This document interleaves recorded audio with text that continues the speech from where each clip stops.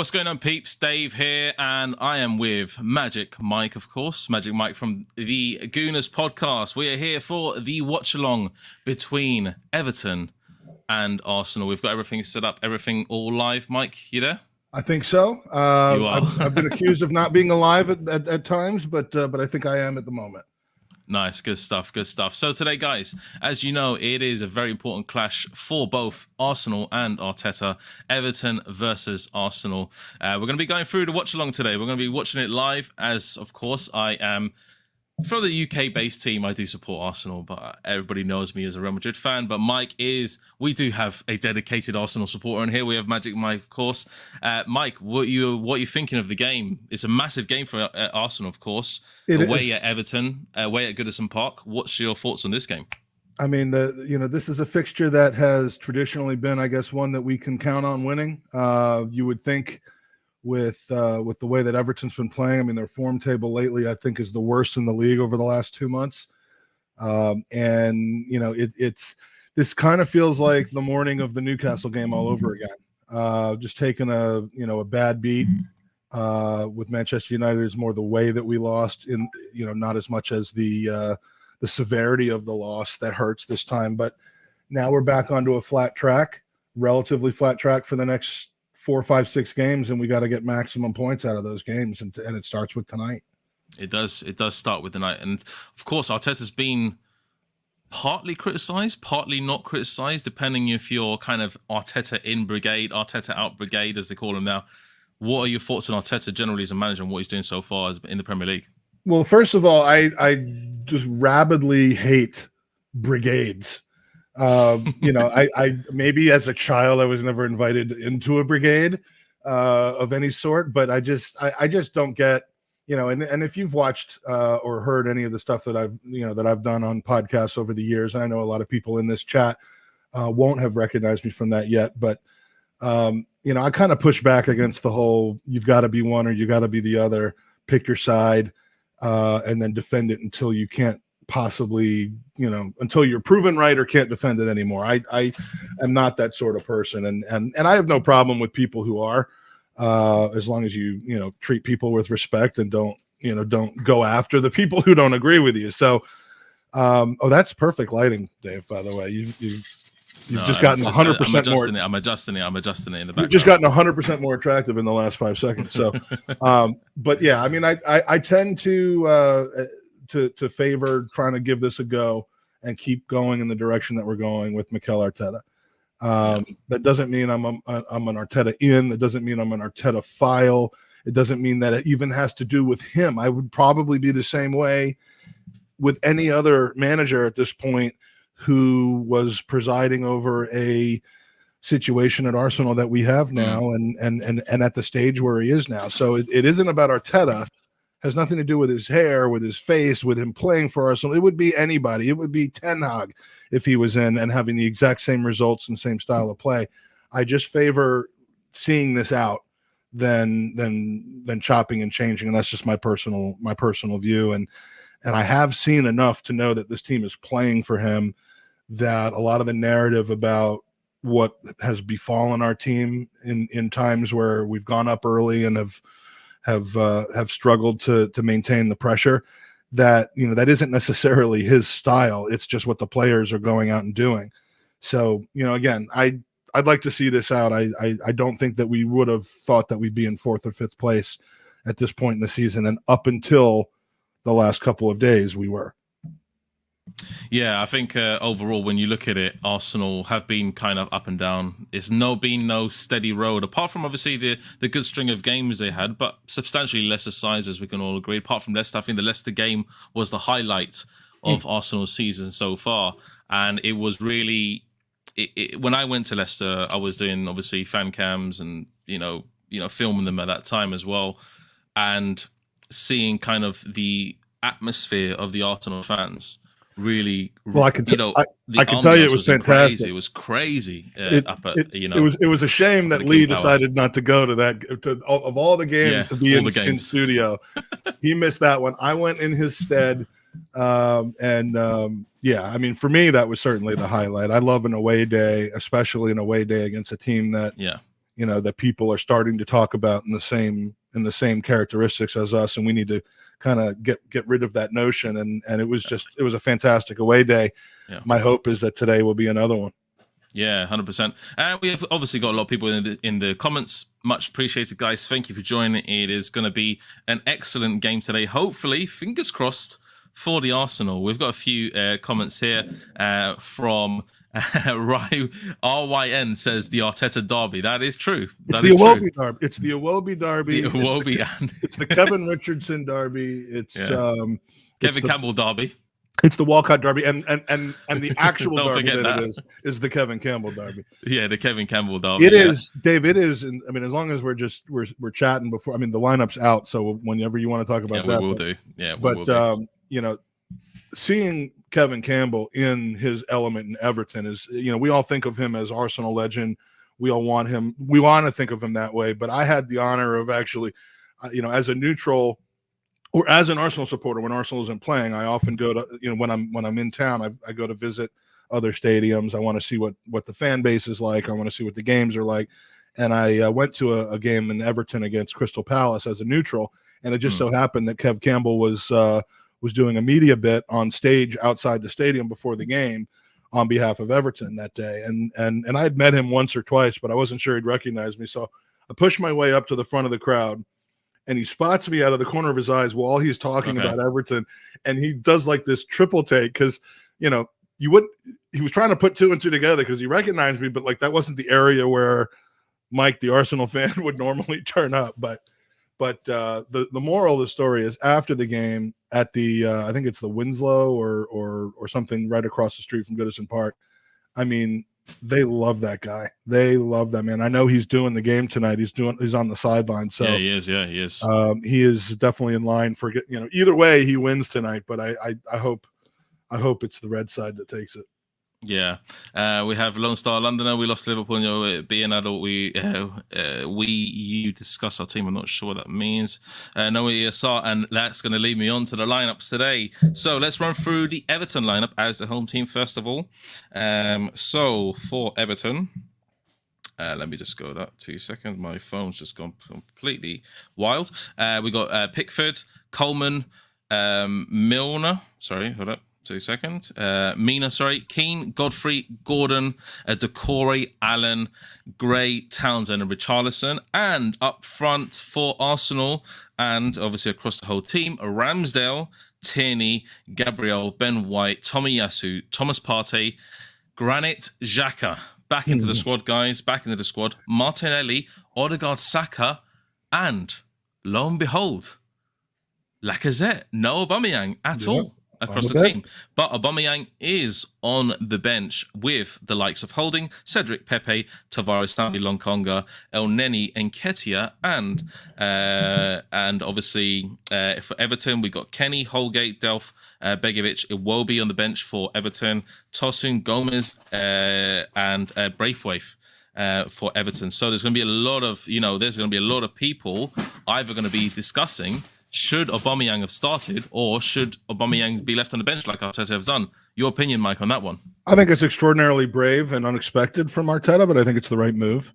Aubameyang should be no different than anybody else. Should be no reason that he's automatically on the team sheet. Just because he's fit. And I think as much as he kind of gets comfortable and starts getting wasteful in front of goal, as we've seen in the last few games, I do think he responds to a little bit of reality check. Maybe not happily, but I if the players that come in behind him are make a drastic change in how offensively we end up playing and how we end up converting into goals, then it might take a while for him to fight for his spot, but he's got to fight for his spot just like everybody else does. There's only one player on this team that doesn't have to fight for his spot. Yeah. Well, ESI is completely missing. I heard earlier today that he might be an injury. It might be injury, suffered an injury. Yeah, so there's some news going around that Emil Smith-Rowe has been injured, and Emil Smith-Rowe has been pretty much your shining light this whole season in terms of his qualities of play. He's driving forward runs, really, really great promise especially trying to evolve into this Arsenal team. Do you think he's going to be missed today? Absolutely. I mean, he's one of the best 3 or 4 young players under 23, I think, in this league right now, and he's he more than Bukayo Saka, in my opinion, has been the driving force in this recent run of form that's brought us up the table. I mean, Saka's been good, but you can tell he's a little jaded. He's had some difficulties. He's been a little wasteful in front of net. ESR has turned that around. He's all of a sudden been the assassin. Scoring against Leicester, scoring against United. I mean, you're comfortable with him both creating and scoring, which is something that we haven't had in a long time. It was always kind of one or the other, except for peak Mesut Ozil days. Yeah. I've actually not seen you actually watch an Arsenal game live, so I'm very curious. I had never seen me watch an Arsenal game live, so I'm very curious. I'm very curious to see how it is. I'm very protective of my own feelings, so I don't.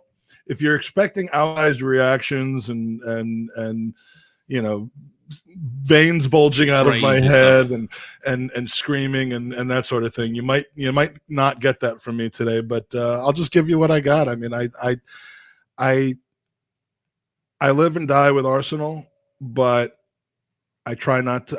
When I see myself dying from Arsenal, I try to kind of just numb a little bit. So, if this game starts off the way that I fear it could, if we don't come out of the gate right away and put 2 on them, because we know now that 1 is not enough. Yeah, definitely. Then I might be a little nervy, but we'll see. We'll see. Yeah, P. White says ESR is special. Yes, he is for the Arsenal. I think he's going to be sorely missed today. But speaking of Emile Smith Rowe, obviously we've got Odegaard and Saka and Martinelli, and Martinelli's been a player that all Arsenal fans have been crying out to actually start a bloody game, if you know what I mean. Yeah. Start a bloody game. So he starts today at Everton. Do you think how do you think Everton? Do you think that he's going to cause problems for Everton? He's apparently playing on the right hand side today. Yeah, I mean he would cause problems for anybody if he's if he's getting service and he has the space to operate. So I think this is the right time for Martinelli to come through. I think it is kind of coming at the expense of. Well, it's clearly coming at the expense of Pepe, but more so really at the expense of Aubameyang right now. Just in the not like for like in the position, but just in that front 3, Saka can go left or right. So as long as he's fit, he'll play. It just kind of makes sense for today with ESR not available, taking up one of those wing spots to have Odegaard in the game as well. It just it really is what makes sense, and he's got to make the most of it tonight. Odegaard's got to pick out Martinelli tonight, and if they can get some different looks, if they can get a connection and a understanding together working, which maybe they have on the training pitch, but if they can do that in tonight's game, it could be a long night for Everton, and I would love to see that. Yeah, it was interesting to see, obviously, how Arteta maybe will play without Aubameyang, like I said, because they've always had this 4-4-1-1 system where Lacazette would just sit behind Oba and play kind of the typical Bergkamp role, if you would call it that, and cause a lot of teams problems. But for me, I think looking at the Everton team, I think the main person that you're looking for, Townsend, obviously Richarlison is there.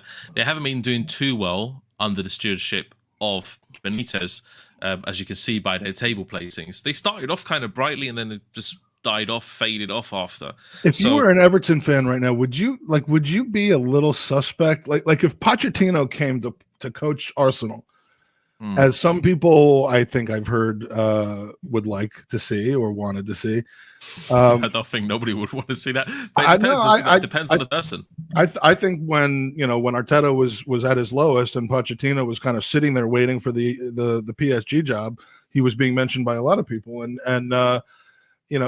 if he started coaching us and we didn't win in 2 months and just kept putting out crap performances, I mean, would you really start to worry that he was like secret agent Poch? Like this Benitez thing, he won over some people early on, but like, how can you possibly not wonder whether he's just there to destroy the blue side of Liverpool? Yeah, you never know that. He's too good of a coach to be going through a stretch like this. Iwobi aside, I mean, like yeah. Yeah, it's crazy to think about Benitez. And Benitez had a good rep, actually. He had a very good reputation. Very good reputation across the whole world. As kind of, he never succeeded. Obviously, I support Real Madrid. He never succeeded by any stretch of the means at Real Madrid. But Adam Elmino actually put a good point here, because as a Real Madrid fan, I know Odegaard can play out of his skin. He was, one of the players this season when he played at Real Sociedad, and Odegaard can, when he has the players around him, and he can track their runs and track what they're doing, he's going to be a really huge hit. And if he is a big fan of Martinelli, as Adam says, I would actually like to wait to see that connection as well between the two, because I think they're both very technically gifted players. They have very good technically gifted ability. If they interlink and do all they need to do, I think it'd be a great thing. What are you thinking on the connection between Martinelli and Odegaard today? We have to see it first of all, but what are you thinking in advance? I mean, I just, I've just mentioned how excited I am to see that. I mean, I think that's going to be key. Saka can create his own opportunities really in a little bit more than Martinelli. I think Martinelli needs to be kind of found at making a run through from the outside. So Odegaard's the man to do that, if anybody could. I mean, ESR, Odegaard are both capable of picking out a player who's in a dangerous position. So Martinelli just has to get in those positions. I mean, I'm very excited to see it. It's kind of the thing I'll be watching most in our attack, which hopefully will be plentiful.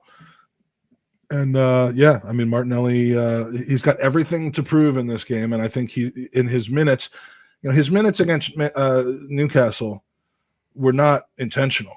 Everyone loves how he came in the 60th minute. He came in because Saka got hurt. Who knows whether he would have come in the 80th minute or 85th minute, but he came in early in that game because of an injury, and he did every single thing he possibly could have done in 34 minutes or in 24 minutes, whatever it was, to get his spot.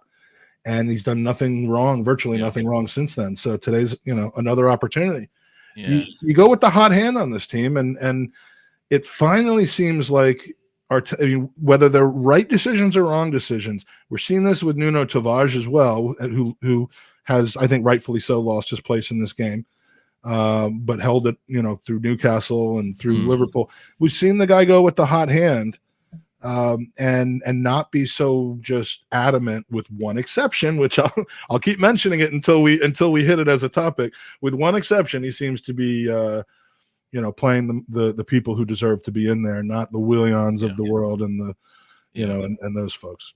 Yeah. So as obviously you just put the comment in, Mike. I've seen it. I didn't even realize the draw was today, but yeah, it is today. It just happened recently over the last half an hour or so. We have the draw for Arsenal and the other teams. Let me just run through all the teams for you guys so you can actually have the live updates of the third round draw. Charlton Athletic versus Norwich. Good draw actually for Norwich, I would say, as a Premier League team there. Not too tough, but Charlton is obviously a good team as well. Nottingham Forest versus Arsenal. This is going to be a nice one. I don't love it. I mean, I don't think it takes that many years of looking back to remember a third round matchup against Nottingham Forest coming off of an FA I remember. I think it was the title. Carabao Cup one. The Carabao Cup. It was Nottingham Forest. I think you played, or was it the FA Cup at that time? It was. I think the third round of the FA Cup. Yeah, it was the third round whilst defending the FA Cup victory. So I think it might have been 2018 or 2000. Yeah, something like that. Yeah, I remember. And 15. But we went there and stunk up the place. And, and that quickly it was over. It's gonna be interesting because there's a way. Obviously, there was a League Cup game against Forest that we won, and that game I think one of our ex-players, it wasn't Fran Morita, it was the other guy, kept kicking the hell out of us, like he was angry that he didn't make it at Arsenal or something. Someone in the chat can remember who that was. Yeah, and that was the game I think when Xhaka announced himself with his first 40-yard free kick goal. Yeah. And I'm still waiting for his I'm waiting for his fourth one, which, he's done a few of those, but it's also been 5 years. Yeah. That's pretty bad. Granit Xhaka. Okay, so let's run up all the other FA Cup ties. Barnsley versus Ipswich or Barrow. Peterborough United versus Bristol Rovers. West Ham versus Leeds. A big tie there. Premier League clash in the Premier League. I think West Ham are going to have that one. I think they doing pretty well as a team at the moment. QPR versus Rotherham United. We have an obviously Premier League tie in this coming up here. Birmingham City, Plymouth Argyle, and Manchester United versus Aston Villa. Big tie there, I think. Gerrard looking to lick his lips to go to Old Trafford there and try and get a win at Old Trafford. Wolves versus Sheffield United. Newcastle versus Cambridge United. Then we have the other teams. Swindon Town versus Man City, Wigan Athletic, Blackburn, Luton, Harrogate Town. And then obviously Everton plays us. I'm just going to go through all the Premier League teams. Tottenham versus Morecambe. That will be a sight for sore eyes if they lose to Morecambe. That game will be like 0-0 or 1-0 to Tottenham for like the first 80 minutes, and then it'll end up like 5-1 to Tottenham. So like we'll all think that's what they always do in the early rounds of the FA Cup. Yeah. We've got obviously Millwall versus Crystal Palace. Next Premier League tie, Leicester versus Watford, and that rounds up pretty much the third round FA Cup draw. So today, guys, what we're doing is we're focusing on the Everton versus Arsenal watch-along. This is going to be different than pretty much any other watch-along you've seen. Let me tell you why, because we're actually going to be doing... I know a lot of people don't have access to Sky, they don't have access to BT, they don't have, obviously, NBCSN in the States. So what we're going to be doing is we're going to be doing a running commentary-esque. We've got the English side here. We've got Mike with the American accent of proportions. so you're going to be the Peter Drury, and I'll be exactly the Lee Dixon. Exactly. We're going to be doing a live commentary to the match while we have it, and so we're not out of sync. We are going to be obviously syncing our times together, so we have that all on go for you. So Adam says he's just spotted it, Leon FTV. Yeah, he's probably there on the lineup. I think he's going to be doing match reaction live here on Leeds Judges TV after the game, so stay tuned for that one. Goodness, we need a win today. And let me actually raise this question to you from Pro Evolution Soccer Noob HD. One of my favorite games of all time, Pro Evolution Soccer. Why isn't Pepe even getting a game, Mike? Why do you think he's not getting a game? What does he need to do? This guy is a surplus £70 million player. What does he need to do to get a bloody game? Tell me. He needs to play better than the people in front of him. I mean, that's the obvious answer. The easiest thing to say is Arteta doesn't fancy him. He was a pre-Arteta signing, and go on that like personal level. I don't believe in that. I don't buy that. Whatever, we don't see 90% of the football that these guys play. We see the most important football that they play, but we don't see 90% of it. We don't know what Pepe is doing in training, what his work ethic is. I don't know. I have no reason to think it's anything other than professional. And, I think he's certainly done well when he's got an extended run in the squad, but does he deserve to be out there more than Martinelli at this point? Does he deserve to be out there more than ESR or Saka at this point? I mean, it's not. Probably not. It's not. Pepe isn't getting a game anymore because we're playing Willian in front of him. It's guys who are in pretty good form, and we don't have the 2 games a week. Would Pepe be playing Europa League games right now? 100% he would be. And people might think that that's beneath him or beneath his price tag, which, it's not easy to wipe away that price tag in your memory, but it is a sunk cost. It was spent. We have the player that we have, and that's that. It does. You don't change your strategy because of what you did 3 years ago. You can't. If you do, you're following the wrong path. So if he's not a judge to give us a better opportunity to win than having Saka and ESR on the wings and Odegaard in the middle, or Saka and Martinelli on the wings like we're seeing today, or ESR in the wing with whatever the combinations that we've seen, they've been not producing tons of goals, but I don't see where the game time is for Pepe. And if we moved them on in January or more likely in June, it wouldn't shock me. Yeah, exactly. I think he's had the time already, but the problem with Pepe is that when he's had the time, he shows glimpses, but it's not consistency. It's not a consistent run of form. He can go missing for 5 games and perform one game, and everybody's like, oh, everybody sees the brilliance of Pepe. But unfortunately, that doesn't actually happen consistently. So he doesn't go 5 games and go, hey, I'm here to stay, He just goes missing, and that's the problem with him, I think. And guys, we want to make this as interactive as possible. We want to make this the most interactive watch along on the internet, so please send us your comments, and we'll try to address everything. Obviously, Mike's a dedicated gooner, and he's going to hit. How do you end your podcast? How do you end your podcast? You're up the gooners. How do you say? Come on, you gooners. Come on, you gooners. That's the one. I didn't realize it was so obnoxious sounding, but now that you've mentioned it, he's so good. I always remember your ending. That's why I love Sam Tressiter's comment about how I'm actually from Thorn. No, I'm from Cricklewood. You're from Cricklewood? No, I'm not from Cricklewood. This is the most obscure kind of London adjacent place that I could think of. Cricklewood was down the road from me, so it's okay. It's not even that. It's not no, but I do actually have a funny Cricklewood story though. As long as we're go on, say your Cricklewood story, because Sam wants to hear that you're from Thornaby or Thornbury. I think he's saying or that. Whatever. I don't know where Thornbury is, but Cricklewood. Now let's go for the Cricklewood story. If you followed me or my pod for the last few years, we fell in love with Sutton United after our FA Cup tie against them. I loved the whole thing. We had the roly-poly goalie on our podcast before the game. We didn't know like his fame would blow up in the wrong way after the game when he ate the pasty. It wasn't a pie, it was a pasty.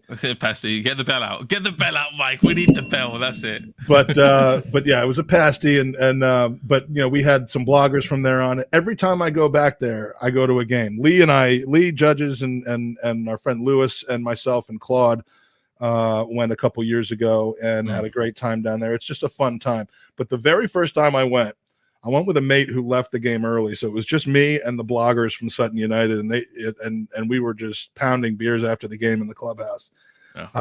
You have to do it. You have to do it. At that point when they were still non-league, like the players came out into the clubhouse after Craig Eastwood came out because ex-Arsenal player. We'd chat with him. It was just a fun time. And the first time I was there, they drove me to the train station. I took a train back to St. Pancras because I was staying in King's Cross area, and passed out. Next thing I know, I'm waking up. I guess I was on the Thames Link or something. Next thing I know, I'm waking up and seeing the doors getting ready to close, and I just dash out the doors because I know I'd missed my stop. I dash out the doors. I'm like, okay, where am I? And I just see Cricklewood. Oh, okay. And I walk out of the train station because there's no more trains going the opposite way. I'm like, I'm gonna have to Uber, and I have no idea whether I'm like up by Sheffield or if I slept all the way to like Liverpool or Birmingham or what. But it's Cricklewood, and I'm going through this tunnel that says Cricklewood on the side of it.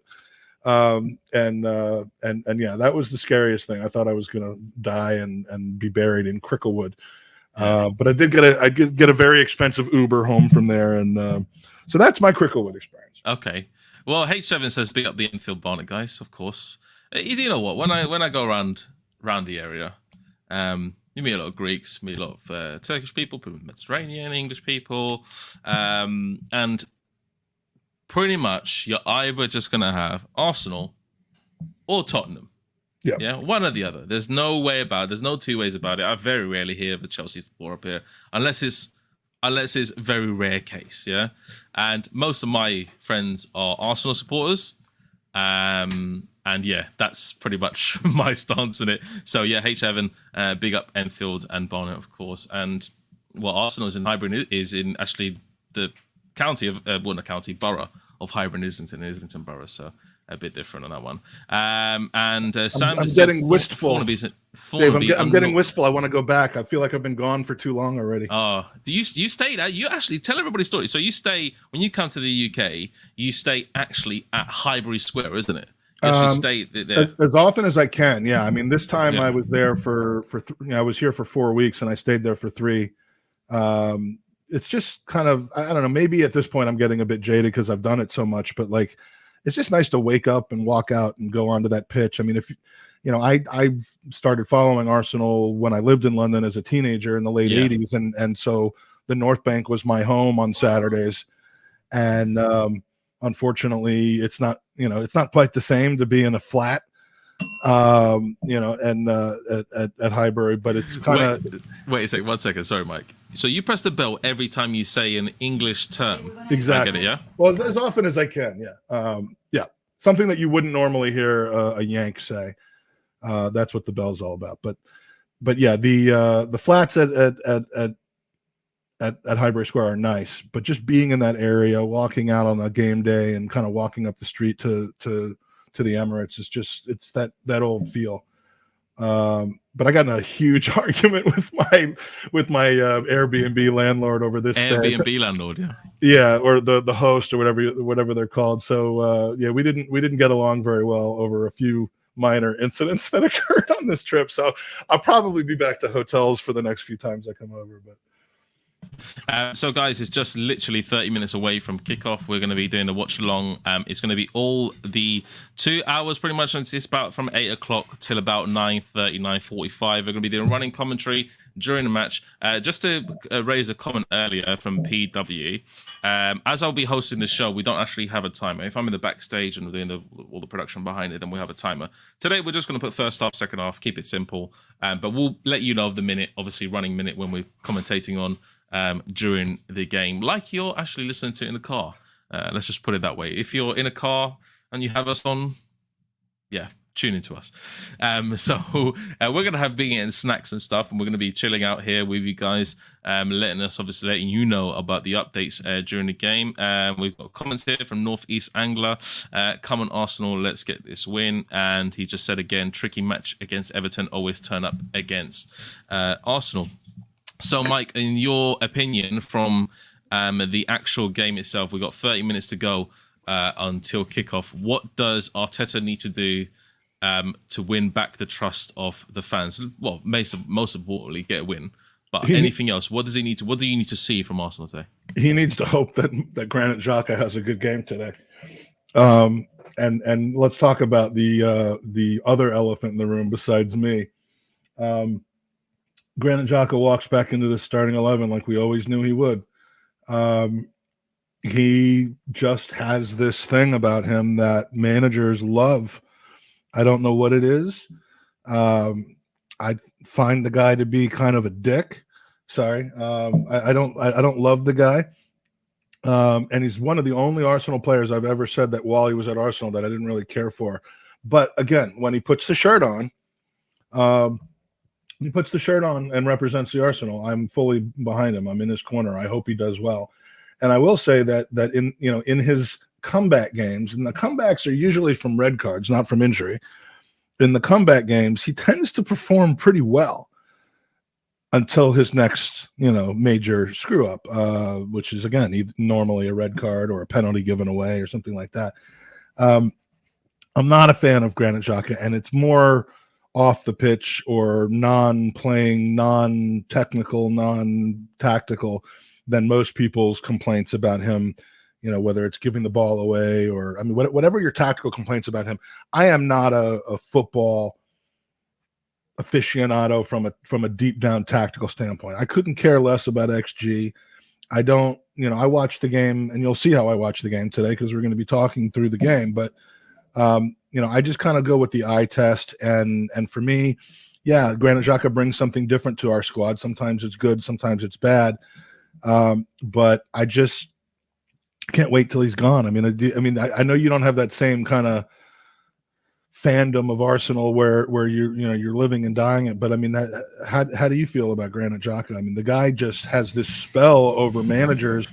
Four managers or three managers for Arsenal. Four managers for Arsenal if you include Freddie, and the Swiss team.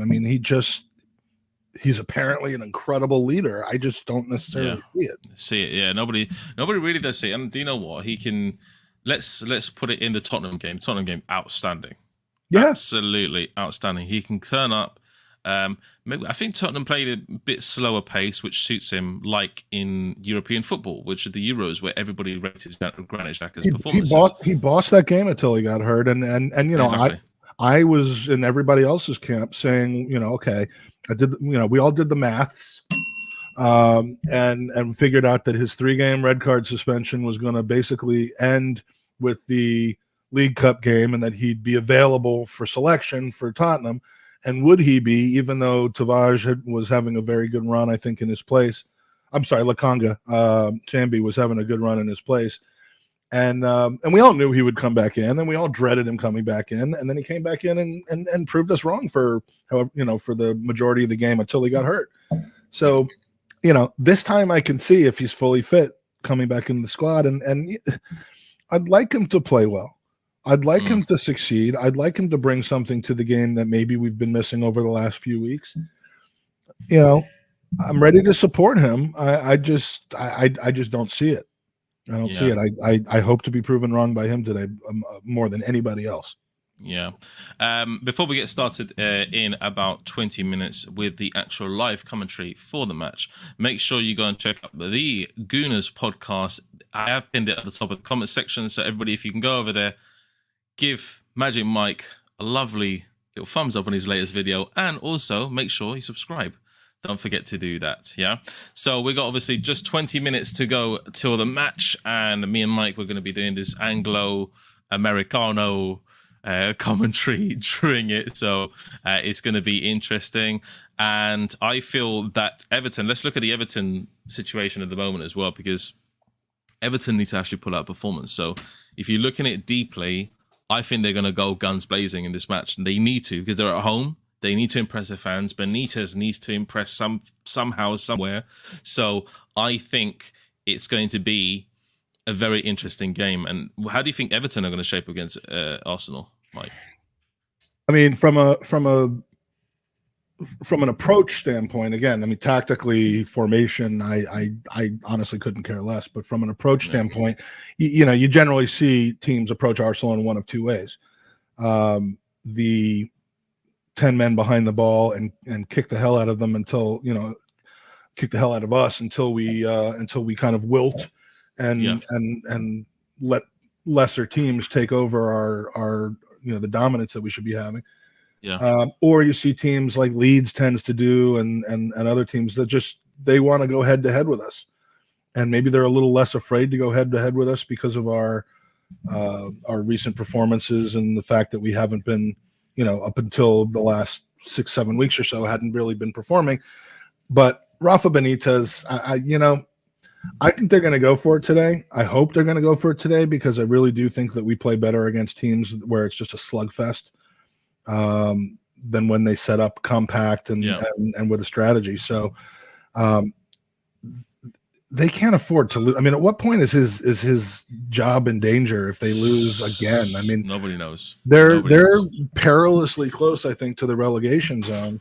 Yeah, but Everton were sure to be a top 10 side at least, a surety, and now they're just facing the relegation zone, which is very weird for me. Seeing Everton anywhere near the relegation zone is very weird. Well, with the players that they have, they had to be. You got Lois, great players. You would have put the and getting Benitez. You would have probably put them in that West Ham, Villa, Everton category of one of Leicester, where one of those four teams probably finishes in Europe.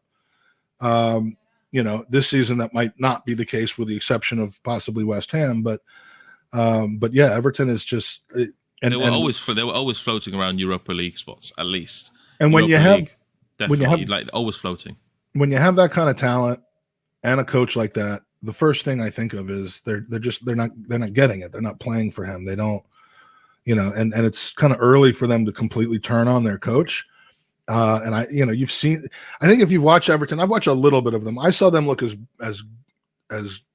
good as possible a few weeks ago in one half of a game. It wasn't enough to, I'm trying to remember the game now, but they were rampant. I think Damari Gray got a goal or two, and they looked fantastic. So you can see what they're capable of. So why aren't they doing that more? They're very Arsenal-like in that way, where that they have it in them, they have it in their locker, and they just don't pull it out all the time. You could have loved that, Bill. You either love it or you hate it. I think, I saw somebody like that. Damn bell. You gotta love it. You gotta love it.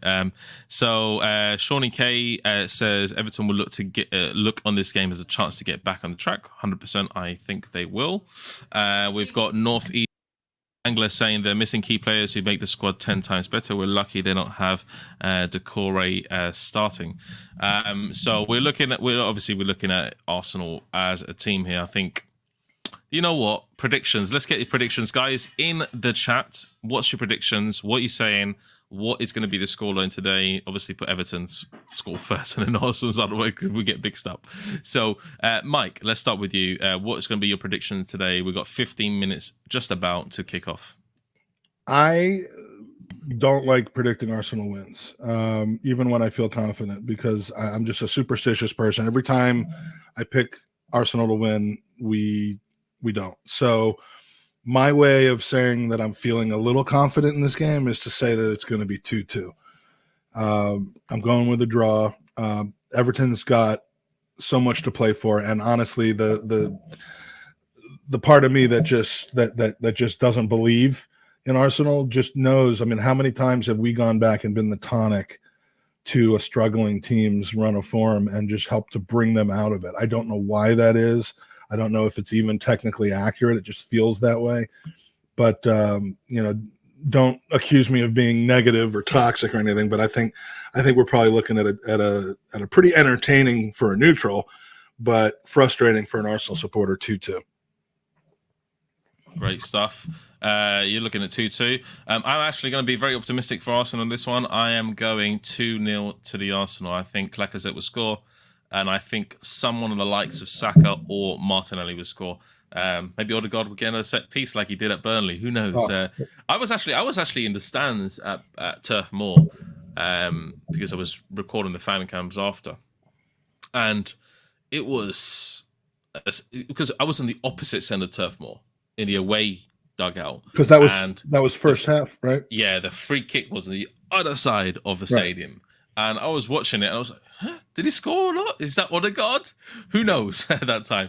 But everybody, yeah, it was Odegaard. Absolute peach of a goal. So we're going to go through a few of the predictions, guys. Make sure you put the predictions. Teng Wang says 3-0 to the Arsenal. SK says 2-0 to the Arsenal. Sam Tresida says 4-1 to Arsenal. Northeast Angler says 3-1. And AAA says 2-0. Got a question here. Okay. How much of an impact do you think the walkout will have on the game as a whole? Obviously, Merseyside is... which walkout? Are they talking about the walkout into the stadium? Or are you talking about a walkout in general?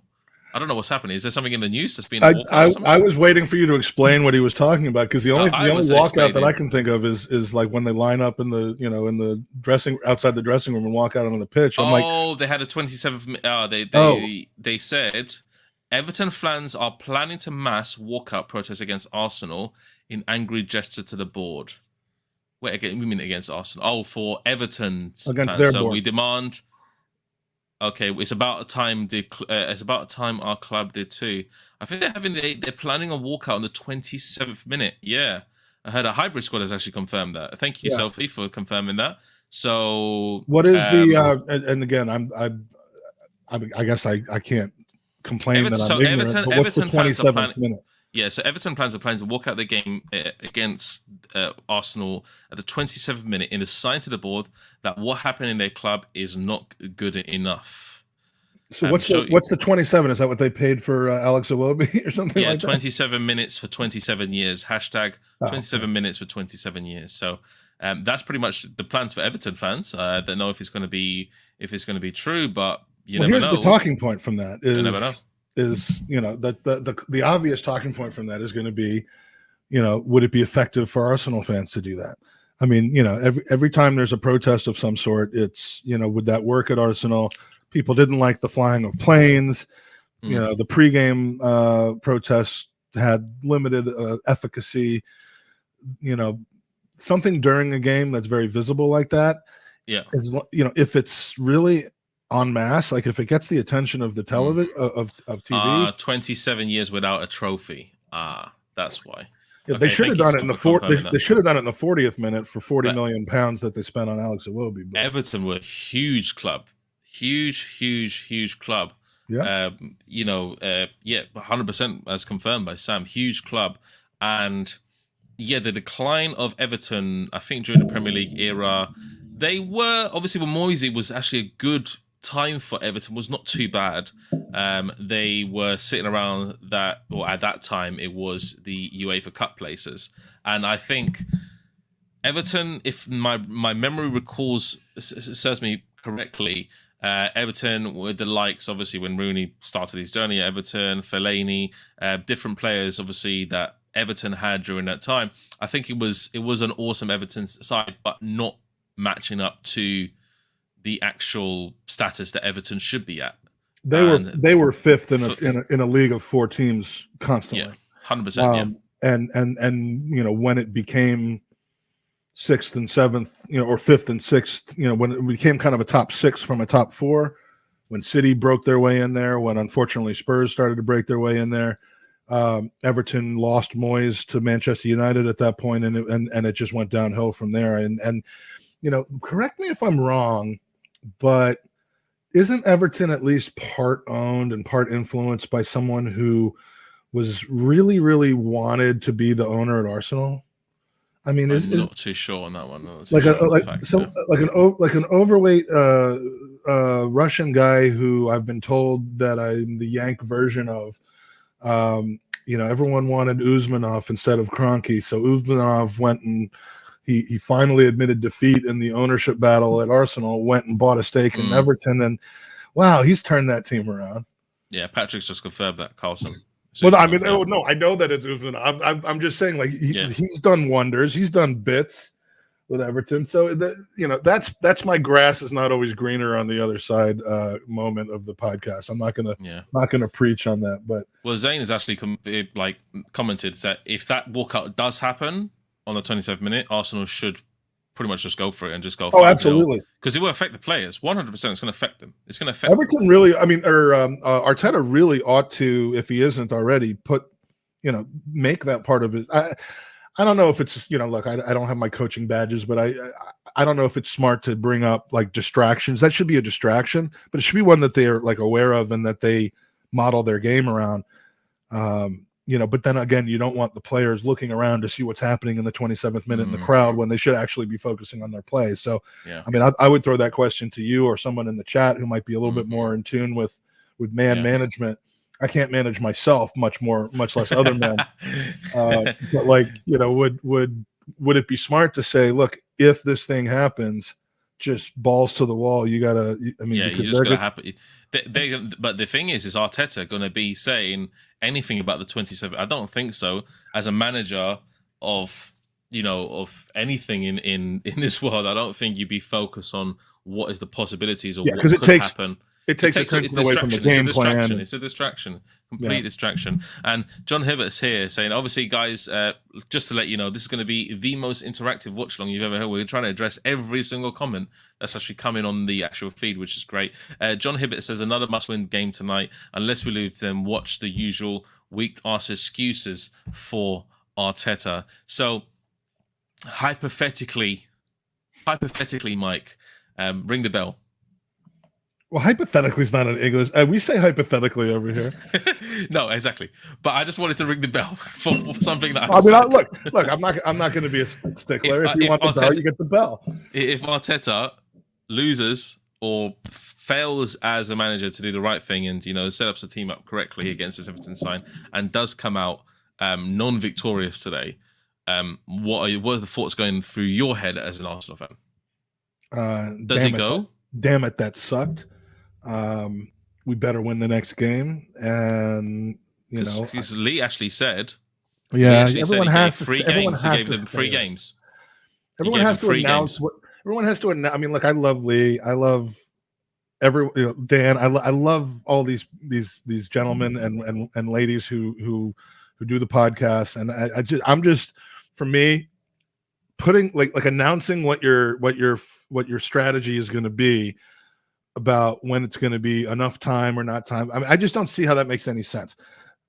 God, support people who do that. I just don't see. I mean, because what's the point? I finally came out after the Manchester City game and said, in the very wake of that game, within an hour from the final kickoff, I said, okay, well, he's lost the dressing room now, because no one, they wouldn't have come out and lay that kind of an egg. I know it's away against one of the best teams in the world, but 5-0 in the way that it went down was just pathetic. And I said, you know what? I think it's time. And I immediately felt stupid for that, because even though the next few games, 1-0 against Burnley with you in the house, I think it was 1-0 against Norwich. I mean, those weren't massive victories, but they got the team back on the right track and capable of winning games against teams that we should have been winning against. He started to make the right choices. Ramsdale walked into the team and hasn't walked back out since. He started switching things around a little bit and betting in some of the players. Betting in some of the players that either had missed some time due to COVID, like Ben White, or who had just been signed at the end of the deadline. And so just to say I'm done no matter what, to me, it doesn't make any sense, because what if we lose against Everton and go on to win the next 9 games after that? Yeah. I mean, I'd rather sit on the fence and say, I hope we do well. It's when it's clear that he's lost the dressing room. Unai Emery, love him or hate him, think that he got a raw deal or not, he lost that dressing room. And now the dressing room he lost are the same dressing room that I wanted gone in the January transfer window last year. Mesut Ozil, Mustafi, that clique, that.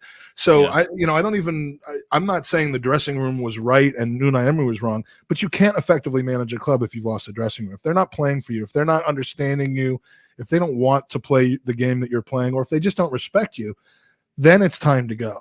And as much as I thought that might have been happening against City, it clearly isn't. And so, I came out and made the comment, I'll give him until November last year, over the summer. I'm not going to sack him over the summer. They had a much better second half of the season.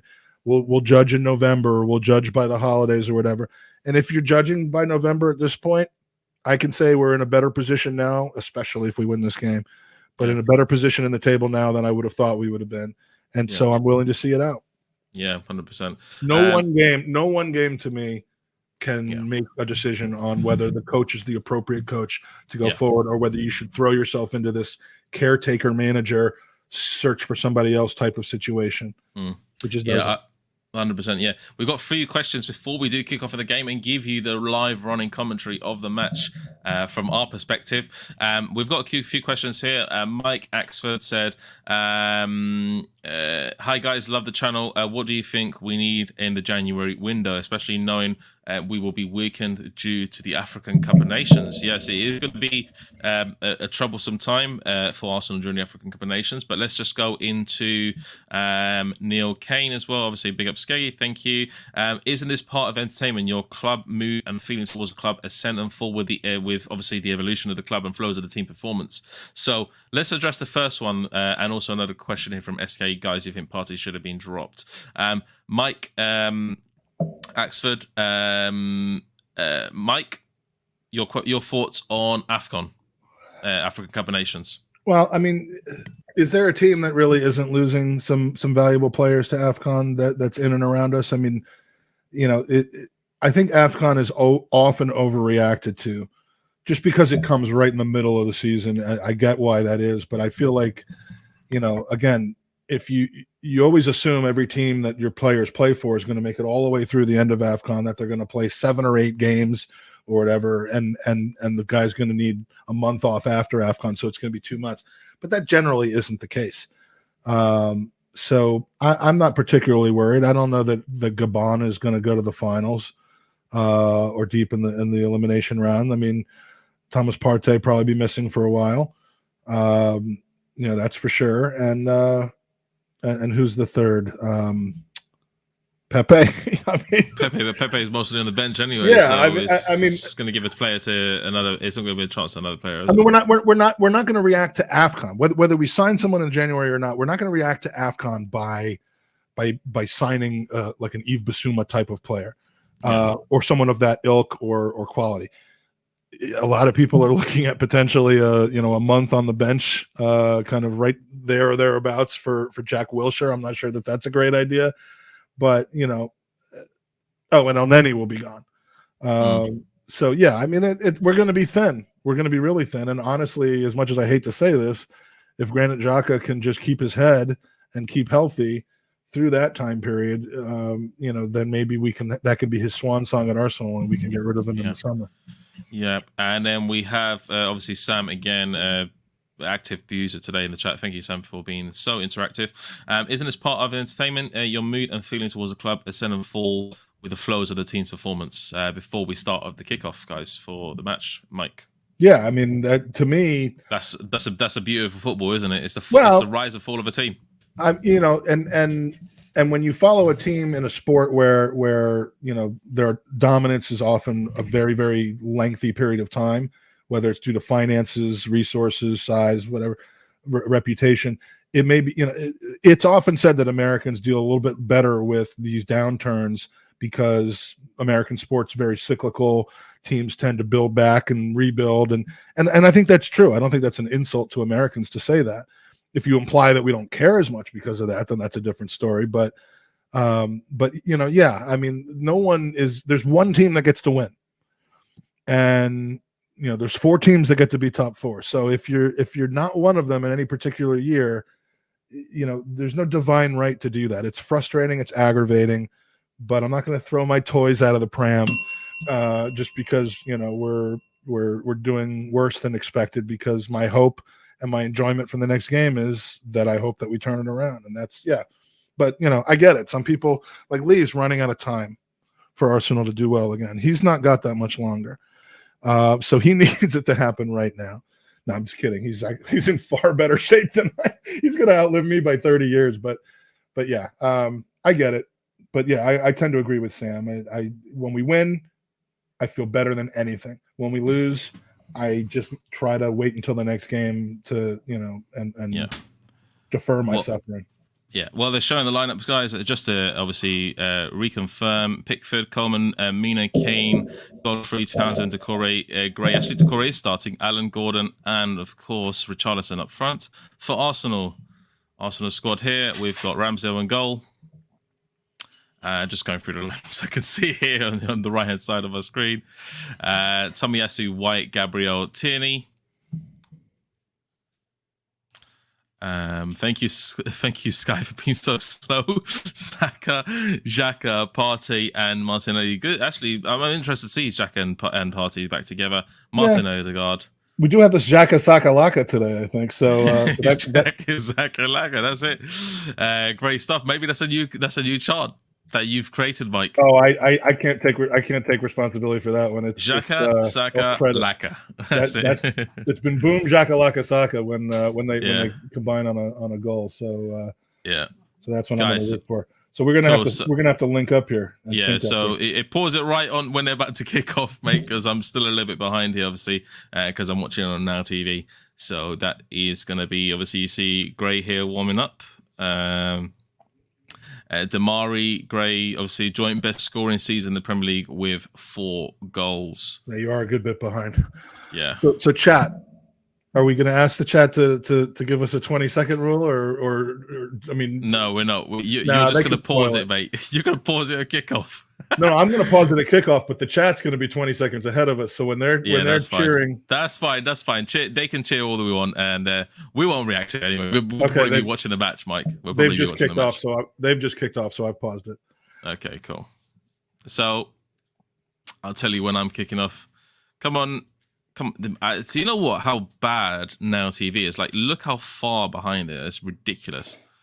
It's actually ridiculous. I'm seeing it here on obviously the app, and it's just so. They kicked it pretty quick after they kneel. There was almost no time in between. So okay, so here we go. Roberto the kneel, and let me tell you now.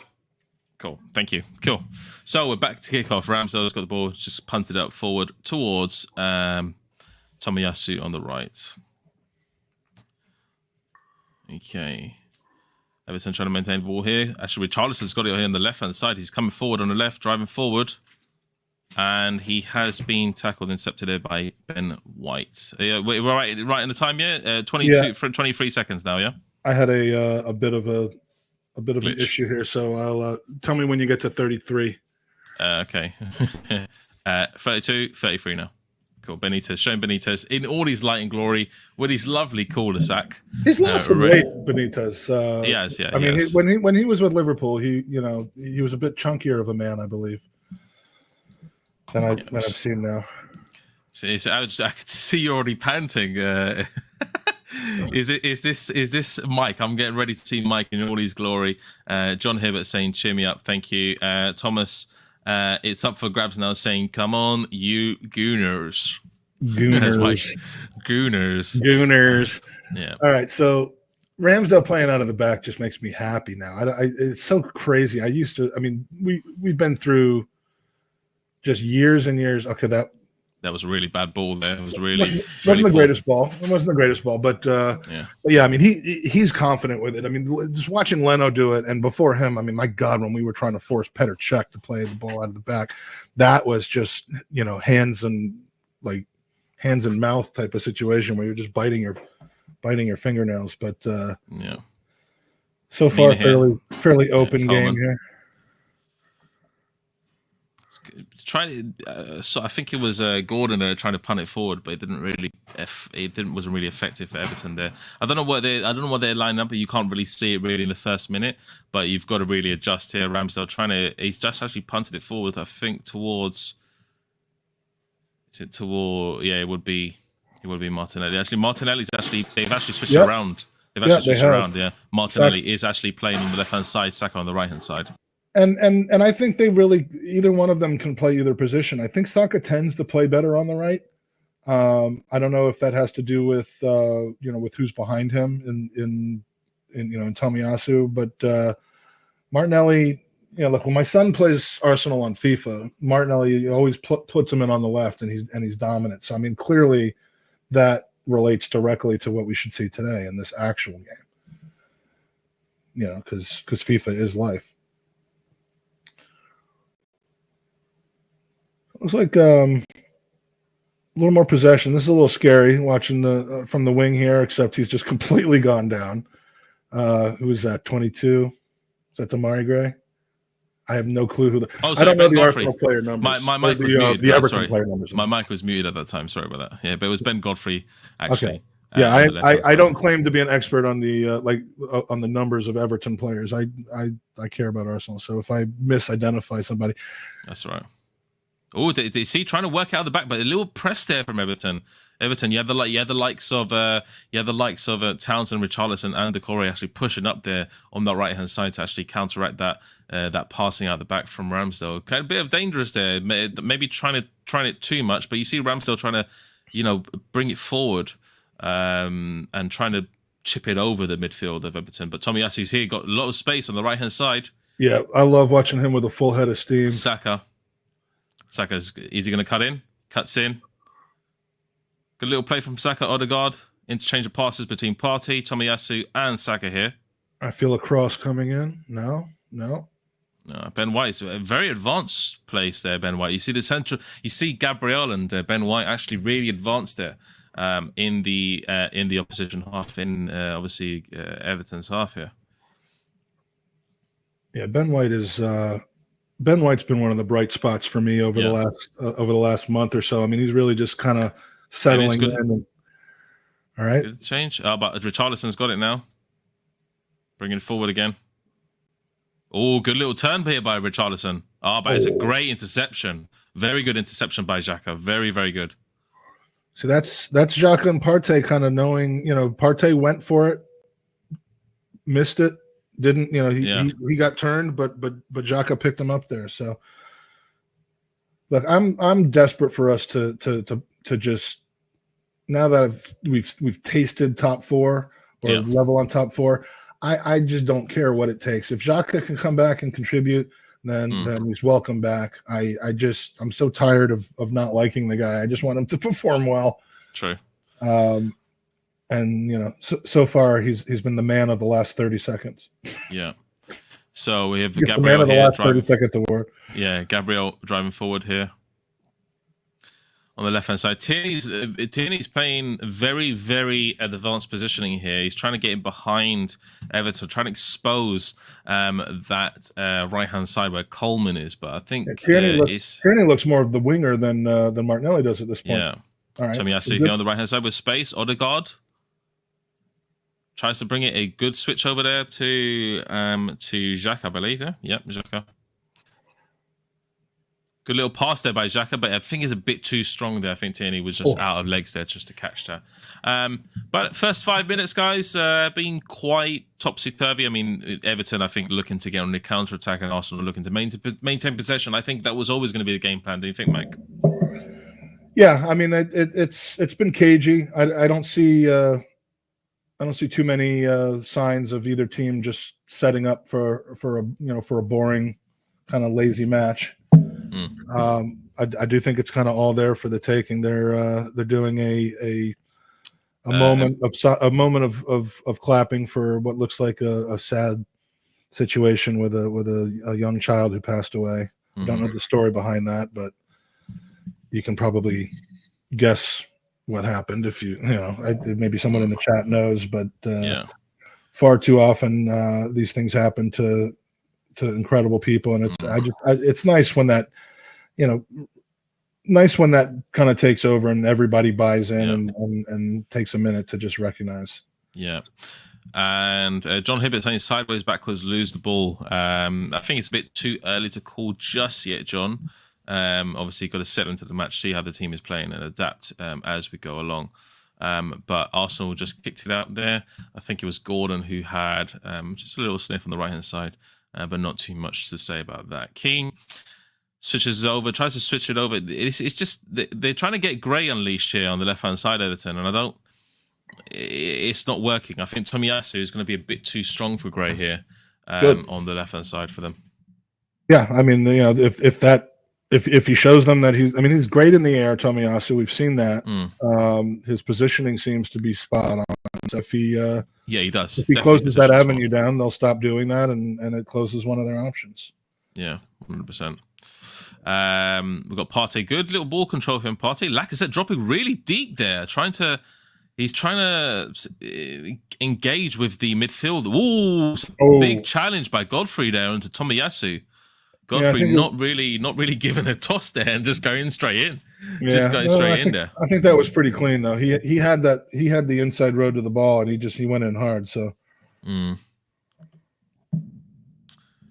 Everton, I don't know how Benitez has lined up here too much. They probably balanced team. They're not too much on the counter-attack, trying to play possession maybe a little bit here and there, trying to interchange. But you see, Arsenal, they're just caught out there. A little too much of a high press there, and Gray's on the ball here on the left-hand side. Cuts in. Oh, it's a good little pass there. I think he was offside, but Townsend here. Well, we'll find out pretty soon. Townsend here on the left-hand side here. He crosses the ball. Good little cross there. And it's just floated over. Martinelli's maintained ball control, and he's here on the left-hand side trying to interchange pass here with Xhaka, and eventually Arsenal maintain control of the ball. That'll go back to... So Everton here bringing at least about 6 of their front men trying to press Arsenal. I think Arsenal need to move the ball a bit quicker here. They're just slowing it down a bit too much, maybe trying to drag Everton in before they unleash it up. But what are you thinking about Arsenal's play here in the first 10 minutes, Mike?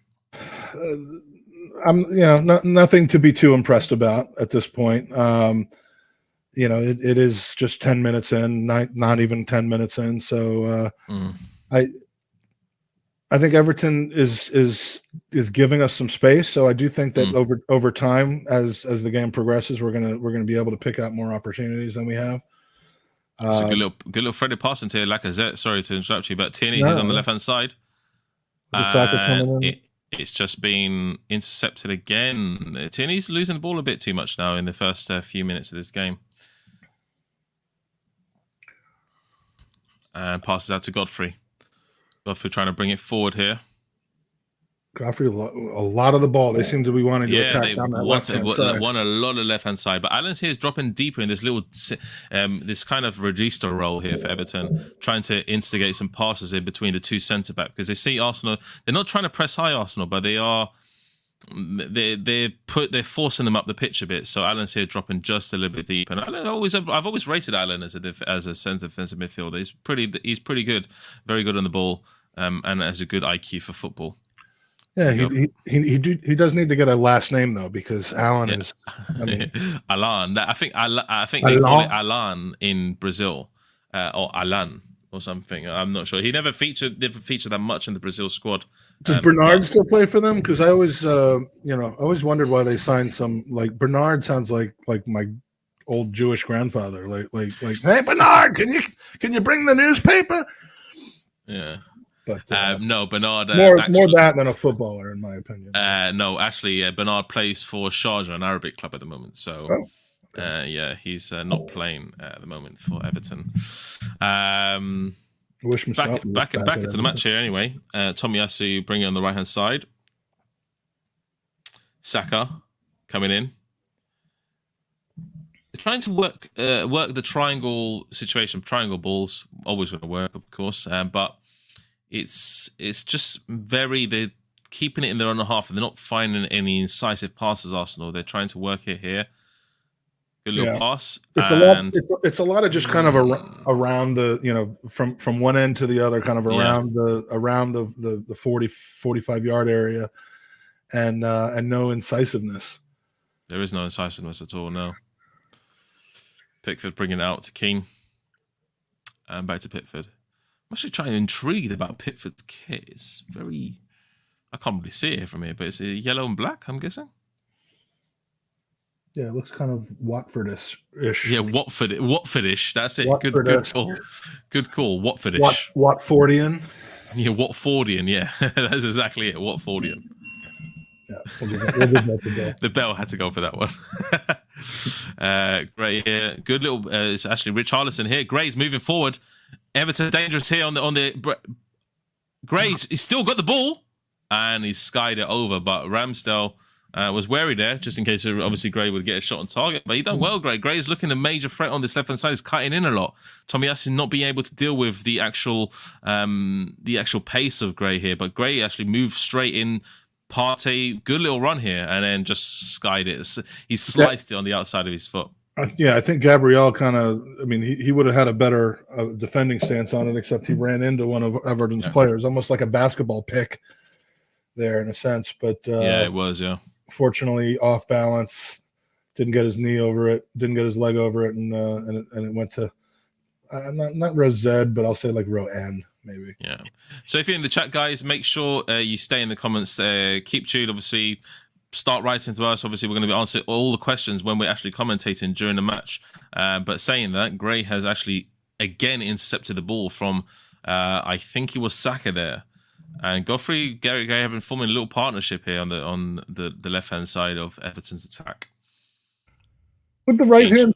Would the left-hand side be the way that you would go if you were Everton, though? I mean, Tomiyasu side probably. I think as the most experienced. But speaking of it, Tierney has just gone down onto just beyond the touch line, and it was Gordon here. I think Gordon's just clattered into him. It's just like Tierney's just rolled off onto the side. Not worthy of a yellow card here, but. No, and you wouldn't think that would be a bad injury, except obviously he's a bit brittle. Yeah, so, he is. He looks a bit brutal. You would worry about just about any Charlton here. No, he's been mustered out by Gabriel. But a bright start actually for Everton. I think Everton have been the more pressing side. They're brighter in the attack, and Arteta is looking a bit wary of that Gray Godfrey combination because. He's looking like Gray's the main person and instigator behind Arsenal's defense at the moment. Arteta, obviously a Everton legend, would you say? Yeah. More so. Yeah, I mean, Everton legends are few and far between, but there are. I don't know that I would say Arteta's an Everton legend. Campbell, Everton legend.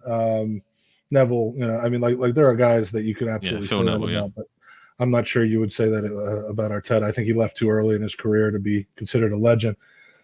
Surprisingly, Arsenal have about 58% of the possession at this point, and it does not feel that way. I have not seen it at all. Yeah, I've not seen it. Not it doesn't feel that way to me, but certainly the better possession, the more threatening attacks have come from Everton at this point, which is a little alarming. Yeah, and it's a good challenge there. Oh, here we go on the right hand side. I think that's Andros Townsend here. Andros Townsend trying to cut in, but he's just lost it. He just put it too far in front of him, and it's just wrapped comfortably by Arsenal there. Ben White here, spaces across to Gabriel, and it is this sideways passing movement that Arsenal have been known for until they tried to find a gap in the midfield, but it's not really a good play here by Arsenal. They're just really rolling around the back. No, this is where you can understand that we have 60% possession, because this is the possession that we have, whereas their possession is just around the back. Yeah, and it does appear that it's absolutely pissing down rain in Liverpool today. Unsurprising for this time of year in England, but would that? I know we talked about it after the Brighton game, but would that change a strategy? I mean, it looks like it is beyond pissing down. I mean, it is looking heavy at the moment. Let's go for a little question while Arsenal build up their play. Bad War Gamer says, if you were Spider-Man for a day, what would you do, Mike? Oh, jeez. I'm trying to think of a non-disgusting. You wrap Arteta in your spinning web? No, I would just do that thing where I point to someone and they point back to me, like that meme I keep saying. If I was Spider-Man for a day, jeez. I'm not into all that sci-fi stuff. I'm into sports. So if I was Spider-Man for a day, I would probably do the same exact stuff that I do now anyway. Because I'm always climbing around. I'm always climbing on buildings and stuff anyway. Me, Spider-Man, I have no idea. It's a very uncommon thing. I think Superman is an easy one because you can slow down time and all that. But Spider-Man, X-ray vision. Yeah. Spider-Man is just climbing on buildings, to be honest. But Arsenal here, let's talk about Arsenal here. Come on, Tierney. You got Tierney, bring it forward. Odegaard switches over to Saka. Saka here on the right-hand side. And Odegaard is just working it in. They've got Partey is just oh my God, Partey completely skied it. Completely skied it. Oh my! That might be his worst one yet. That was horrible. TI Calculator said, if I was Spider-Man, I would kick ass. Yeah, definitely, I would do. But I think climbing buildings is the main thing there. You know what? Do you know what? Not needing to take the tube. That is Spider-Man. 100% not needing to take the tube. Just go straight away. Superhuman strength. Just throw your web onto that big thing that goes over top of Wembley and just kind of swing back and forth. That'd be nice. Yeah, that is it. 100%. All right. So, what would you do, guys, if you were Spider-Man? Let us know in the comments. That's actually a very good comment, Battle War Gamer. Thank you for that. What would you do if you were Spider-Man? Let us know in the comments. But in the moment, it is the 20th minute, guys, and approaching the 20th minute. We're in 18:40 to be precise. Yes, man, commute sucks. That's 100% correct. Thank you very much, everybody, for joining in the chat and joining our watch-along live commentary of the Everton versus Arsenal game at Goodison Park. How here, Odegaard on the right-hand side passes to Saka. Saka here on the right-hand side trying to develop a bit interchange here with Odegaard, but not. So he's just passed it backwards. But Odegaard here, he tries to switch it over to Tierney. Tierney's got a bit of space here. Good ball. Not well taken by him. Coleman. Always, you know what? Coleman's been. He's not been the best, but he's not been the worst. He's kind of sitting in the middle, but he's still a decent. He's a decent right back, Coleman. He's a workman like right back. I mean, you wouldn't sign him under your team, but if he was your right back for the last 5 years, you'd be happy. Yeah, you'd be happy. Yeah. Back over to Mina. Pickford trying to work it out here. Pickford's weakness has always been trying to work out for him, but he just gets frantic. Yeah. And he's just turned it over. Completely. Ben White. I still can't get over that Partey shot. I mean, I'd like you to score, very but slippery. Ooh, I'd like you to score, but I mean, just at least put it near the frame. I mean, like that. You know, interesting interview from him. What did you make of Partey coming out and basically giving himself a failing grade so far? Said he rated himself 4 out of 10 with his performance at Arsenal. He says he's not yet adjusted to the Premier League. His confidence is low. I don't think the Premier League adjustment period should be that long, to be honest. That's true. I don't think it should be that long. It's been a bit stop-start for him. I mean, he's had some injuries, but yeah. So it's amazing how some people take to the Premier League right away. I would argue that even Aguero moved from La Liga. Aguero did. Tomiyasu has. I mean, I don't know if it's easier. Get up, Saka. Yeah, Saka's looks like he's gone down here. And he's holding his knee. He's being clattered here. Let me see who's gone here. I think it's Godfrey again. He's holding his left knee. Looking to get physical. Yeah, looking to get physical with Saka. And he's actually down in what seems to be medium to strong. And he's Odegaard's calling for the medic. Surprised they didn't come right out.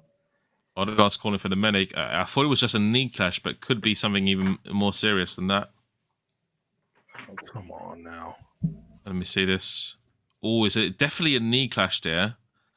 And Godfrey's always been known as a player that's very physical. I think it's a hard shy away from any tackle. It's a hard knee to knee. His leg wasn't planted, which is one of the positives, I think. Yeah. Oh man. It would not be good to actually, because if Saka goes out here, then you can see Pepe warming up and replacing him. What are you thinking, Mike? I mean, he'd be the obvious. I mean, if Saka can't continue at this point, it's going to have to be Pepe, and or is it going to be? It looks like Eddie Nketiah is coming on. Oh my God! It looks like Eddie Nketiah is coming on. Are you kidding me? This is going to have to be. This is a very bad blow to Arsenal, having Saka go out such a short time, 22nd minute in, and Saka's looking. I think he's looking okay. He'll probably give it a go, but I mean, you got to get somebody warming up. But what? Okay, Eddie Nketiah says he wants out. Hi, Toprak. Says he wants out because he's not getting playing time, and then they immediately give him playing time. Like. Is it that easy just to get your way back into the team? I mean, like if Pepe said he wanted out, would he get put right back in again? I mean, yeah, seems. I don't know. It's just is Saka just coming back on? Yeah, he's alright. He's just. I think he's just had a bit of a knock. Do you know what thing about Saka? I think he's quite a physical player. He's very good on the ball, but he's just so technically gifted. Just love to see him play. But if he does get approached and gets hit by such a physical player like Godfrey, for example, then it could be curtains. But it's not curtains. I think Saka's just back up and he's running off at the moment. So Tierney on the left hand side with a throw in. We are in the 23rd minute, everyone. In the 23rd minute. So we're about three minutes away from their supposed walkout. Yeah, 3 minutes away from the supposed walkout. But I was about to call that. Thank you for reminding me, actually, Mike. Very, very, very, very, very big scenes. Let's see what happens. I think Sky Sports are ready to zone in their cameras onto the walkout to see if this 27-minute walkout. I think it'll be only a minority of people doing it. And we've got here on the outside. Seamus Coleman. Back to Mina. Mina passes back to Pickford. Recycling the play here. Everton. I would say look at the brighter side first 15 minutes. Also just try to get back a little bit into the rhythm. Alam here trying to push it forward. Good little pass out to Godfrey. Godfrey looking to come out here on the left-hand side again. And it's a throw-in to Everton. Tomiyasu again clogging the lanes and getting a good deflection. I mean, his intuition has been spot on since he joined the club. Yeah, and it's just turned out to put us in possession, at least for now. Oh, that's a really bad pass. Really bad pass by. Oh, that was nearly cut through. Richarlison here into the box here.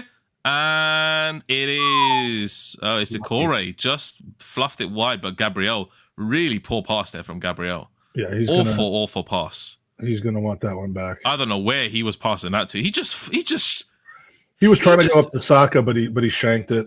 He was trying to get it up, I think, out to Saka on the wing. But if Everton had a bit more of a potent player there in the attack, I think it could have been a goal. Those are the exact mistakes that we haven't rid ourselves from yet. As good as our defensive record has been, as many clean sheets as we've had this season compared to past seasons, as much as Ramsdale's been a revelation, and we've cut out.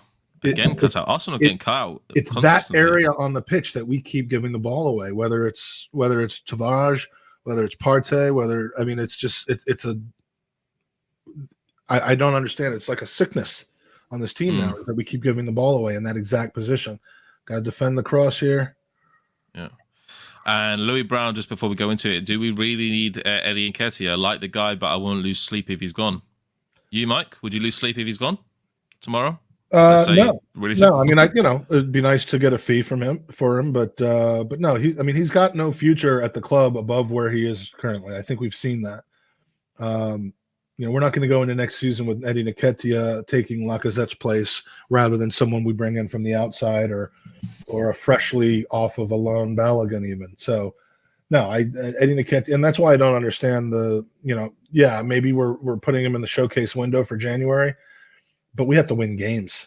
And lost it again. Do I think Nketiah gives us a better chance than Pepe? Charlton here.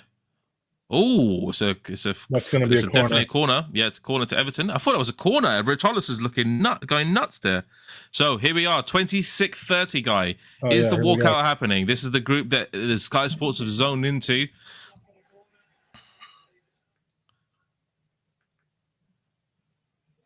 Let's see what happens. He does look nervous, definitely. Here we go, Everton on the. Oh, it's a tasing cross. Very, very dangerous. Gray here on the right-hand side, just switching over for a bit. And Gray's then maybe their main threat, Everton. And, of course, Arsenal, definitely problems here. A little sprint there, and it's just flashed across the box. But nobody on the end of it. I would expect Richarlison maybe to try using attacking prowess, but it's 27th minute. Are people walking out the stadium? Yes, they are.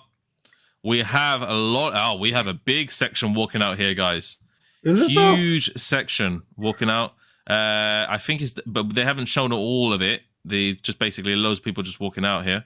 Those guys look like they just needed a beer, though. That's true. Good shout. Yeah, I don't see a lot of empty. I mean, I saw what you saw with the people coming out the tunnel, but it's going to be symbolic. I mean, in this game, if you're an Everton supporter, are you really walking out as you're fizzing crosses across the box? And yeah, they're not performing badly actually against Arsenal at the moment. If it were 2-0 Arsenal at this point, then sure, it'd be a lot easier to walk out. That's right. Simply saying this game is so boring, and I second that at the moment. But we're here for the commentary. We're here to do our duty as commentators, the Anglo-Americano. This game would be boring. This game would be boring if not for Skegness Dave and Magic Mike. True. Making the game less boring. That's what we do. That's it. Simple as. And that's a bad stamp on God. Godfrey. He might not. Wowzers! That has to be. That's endangering the player. That has to be a red card. If you cannot pull your foot out of that time, that's a VAR. Definite red card. Serious play. 100%. Red card. No doubt in my mind. No doubt. And that's a big loss if Godfrey ends up going out. That is no doubt. He's going to take a look at it. He's going to. I don't think Dean Smith take a look at that and don't give a red card. Dean Smith has to. He's just got a cut. He's already been cut out of his face. There has to be a red card. And Mike Dean isn't going to look at that. Has to be. So it's Mike Dean. Sorry, Mike Dean, the referee. Sorry. And he's not going to look. That has to be a red. There's no way about it. There's no two ways about it. It's endangering the player. But the thing is, I know there's no intent there. I know that there's no intent there, but he's not retracting his foot back. He retracts it after he hits him. And Mina's down here. Yeah, they're done with the VAR check. That's not. He's not. Okay, there hasn't actually been that many. It's like literally 10 fans have just walked out. Yeah, I honestly think that they're all like. Can we go back in yet?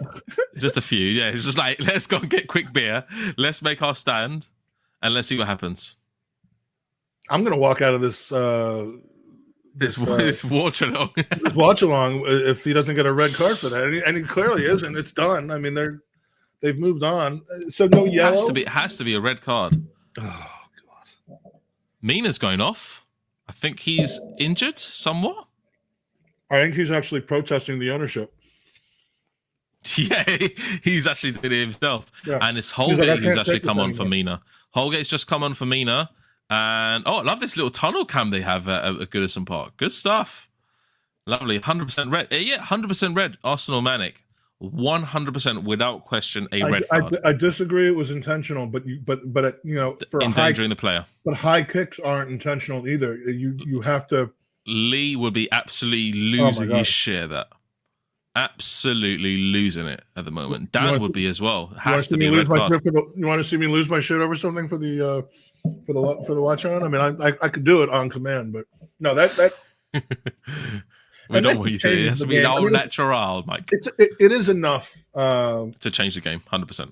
And it's enough of this constant, 100%. If Xhaka did that to somebody with the same level of intent, he would be gone. He'd be gone. Xhaka's gone. Xhaka's gone. Saka's gone. I mean, Tomiyasu's probably gone if it's the other way around. I mean, it doesn't matter. And this is exactly what I mentioned. Against 11. And I'm not even. I look at the statistics. Mike Dean really has not been the worst, or even close to the worst referee for us. For a while he was, and then and he's actually given us some pretty good decisions, even though it seems like he doesn't really want to. But if that went to VAR, then it's not Mike Dean doing it. It's whoever the VAR referee is, and they judge that not to even be. That's ridiculous. Yeah, which is ridiculous. I second that 100%. And I think I've got. Yes, I do have. Thank you very much. I have my charger cable here. Not one work. All right, Tomiyasu very far forward. First time Pickford's actually had to do anything. Lacazette's playing like a man a little younger than he is. I mean, I like the pressing that he's got. I keep thinking that he's past it, and then he's not. Yeah, he's a very he's got good physicality behind him. I think he's a very good all-rounded player. For the Arsenal, maybe not. So I'm not really convinced. I've never been convinced of Lacazette, to be honest. Never been convinced of him. But it's up for the Arsenal fans to decide on Lacazette's positioning.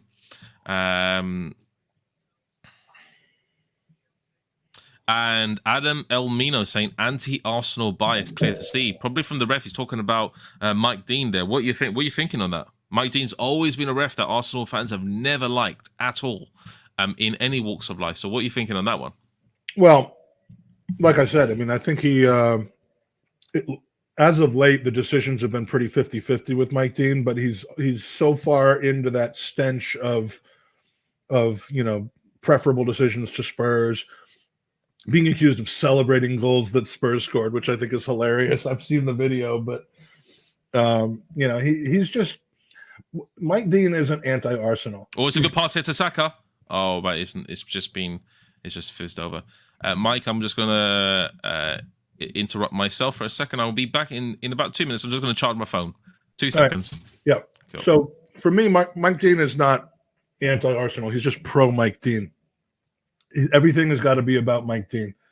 If it helps him become the center of the attention in the game, then he'll do it. And more often than not, that has to do with, grandstanding, calling a penalty where it wasn't completely obvious that there was, or waving one away for a dive that should have been a penalty. But there are some anti-Arsenal referees, and it's clear to see. But does anyone actually think that Mike Dean is anti-Arsenal?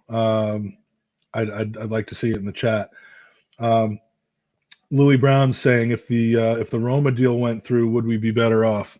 Assuming you mean the Roma deal with Xhaka as opposed to the Roma deal for anybody else. But yeah, would we be better off? Not at the moment, because we'd probably be starting El Neni. But I would have sold him over the summer. I would have liked to have seen him gone. I think he's a perfect match to be with Jose Mourinho, frankly. Cool. I am back, people. All right. Just went to put my phone on charge for a second, and we're back That was my attempt at interacting with the chat and keeping it going. It's a good little crosshair to Gray. But why is Gray switched over to the right hand side now? Oh, Richarlison. Oh, it's a good little shot there. It's a good. Gray's just switched over to the right hand side now. What's happened with the Everton team? Is everything okay? He switched over. Maybe it's just for intermittent play. Louis Brown says, "What are your thoughts on Xhaka? Are you been addressing these comments? I'm not sure. What's your thoughts on Xhaka walking back into the team as well as starting 11 today? I know you're not his biggest fan." Yeah, I mean, I would have rather seen Lokanga, but Xhaka's always going to start if he was fit. I'm surprised to see him go from being unavailable for any, even to be on the bench, to being in the starting 11. I have to assume that he's fit enough to play. I haven't seen anything specific in this first 35, 36 minutes that's shown me that he's not. He's been average. I don't like him, but I want him to perform well on the team. So, and I think he's been solid so far. Nothing special. I did like that interplay when Partey kind of got turned around early in the game and Xhaka stepped up to back him up. But there's nothing really, like, who would you say is the man of the match for Arsenal so far? You can't really pick anyone. Zero. There's none, actually. There's none at all. I'm looking at this match, and it's just it seems like Everton are a bit more proactive in their attacks, but Arsenal have done nothing. Absolutely zero, nothing across the whole half. And I don't know what's happening with Arsenal at the moment, but it's not looking good at the moment. And I think it's Gray gone down there. He's just been tackled by Thomas Partey. Yeah. And Thomas Partey, a little shrug off the shoulder from Gray, and we're back to business. It's the 36th minute, guys. We're back into here. Alan again dropping deep to help out Keane. And now Holgate back into the defence for Everton. Godfrey back out here. Another block from Tomiyasu. And yes, Gray has officially, he's gone over to the right-hand side here. I'm not sure if this is a move from Benitez there to switch up the attacks, but I thought Gray was doing excellent on the left-hand side for Everton, to be honest. And I honestly, I think that they're looking at Kieran Tierney being the weaker of the two fullbacks at this point, and it's hard to argue that he's not. Can be. Would not have. Good little interchange of passes there. Here we go.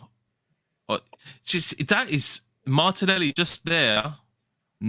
He's just had the chance there to pass it properly into Lacazette, but it's just been handled by Keane there. His crossing and selection from the wing is not his strong point. He's certainly not. He's not Tierney or ESR in that category. I mean, he's, I'd favor him if he's running off the last shoulder of the defender to get in and have a chance. But picking out the right guy, although in saying that, the goal against United last week for Odegaard was exactly what I'm saying he's not good at. He did very well in that one by picking out Odegaard. So, as usual, I'm talking bullocks.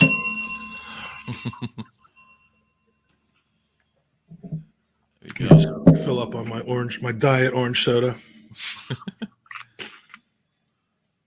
Who loves orange soda? I do. King and Kel. Always gonna say that. You don't get that kind of singing on any other watch-alongs, I'll tell you that. Nah, I tell you, you do not 100%. You do not and you don't get me typing in the background as well, which is the funniest thing. All right, so did that was that a poor cross or did that get deflected? Okay, I was like that would not have been a normal cross just to be able to shank that out of bounds. So that had to have been deflected, and we do have a corner kick here. Yeah.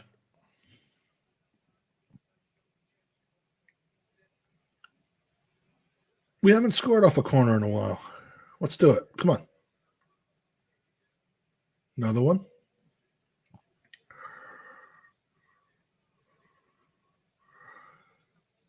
Partey goal here, anyone? Back in again. Could be. Who knows on that one? It's a corner. It's being delivered. Who's taking the corners for Arsenal today? It's looking like Xhaka? No, Xhaka's in the box. No, Martinelli? in the box. Martinelli. Good little cross. That's a good corner, though. Yeah, good corner.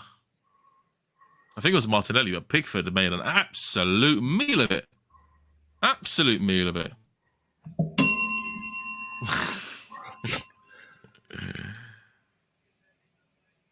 It was Tomiyasu who tried to jump there, but Pickford just completely dropping the ball.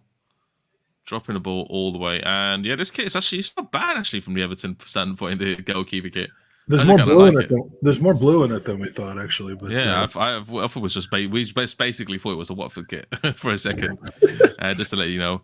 That's one way to send a transfer message, like, come and get me. Yeah, Dave, would you have someone like Scotty Parker who's doing this for ex-legend Vieira who made Palace punch above their weight in the Premier League over Arteta? I honestly think that Vieira coming into the Arsenal managerial role, I honestly think Arsenal need to think a bit bigger than that. Sorry, I like Vieira, I like what he's doing, big Pat and all that. Arsenal legend, absolute legend, not like Arteta. Legend at the club. Does he want to ruin that status by being Arsenal manager? Potentially not. Let him carry on in Crystal Palace for about 2 years. See that season. He's doing better there than I thought. I mean, a lot of people had them pegged to go down because love Vieira, but don't. His managerial success hasn't been the best. Yeah. I mean, he's failed upwards. I mean, how did he do in America? He went to America, didn't he? Yeah, he coached at NYCFC, not to any great effect. Although I think they've just either won or are in the finals of the MLS Cup now with Gideon Zelalem sitting deep on the bench. But didn't do particularly well there. I don't think he did particularly well at what was he at Nice?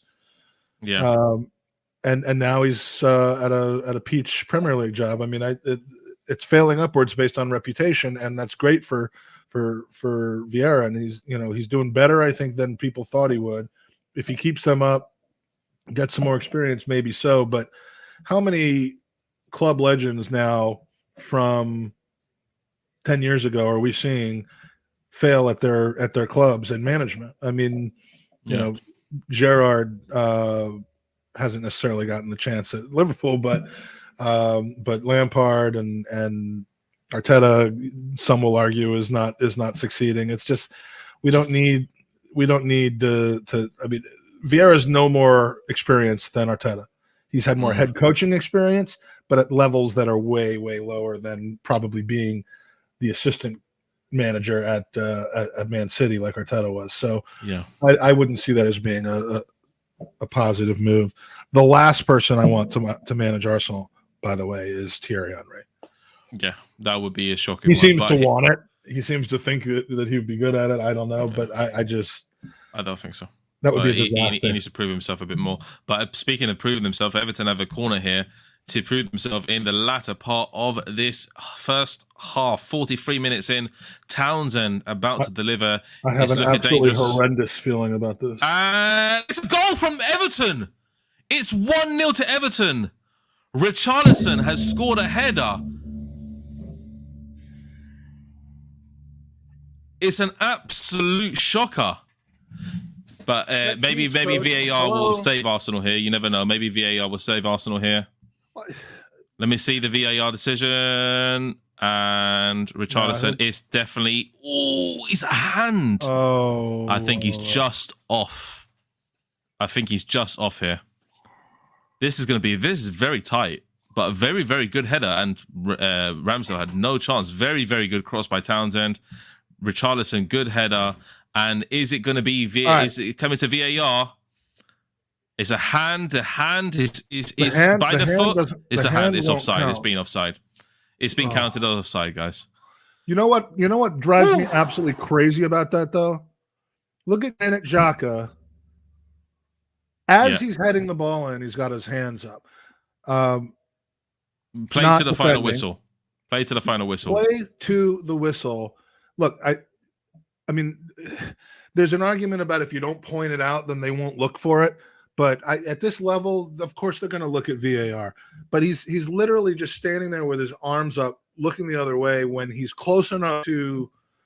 I mean, you have to be absolutely sure that they were 4 yards offside for you to give up on the play like that. And who was actually leaving him on side? Was it Tomiyasu? I think.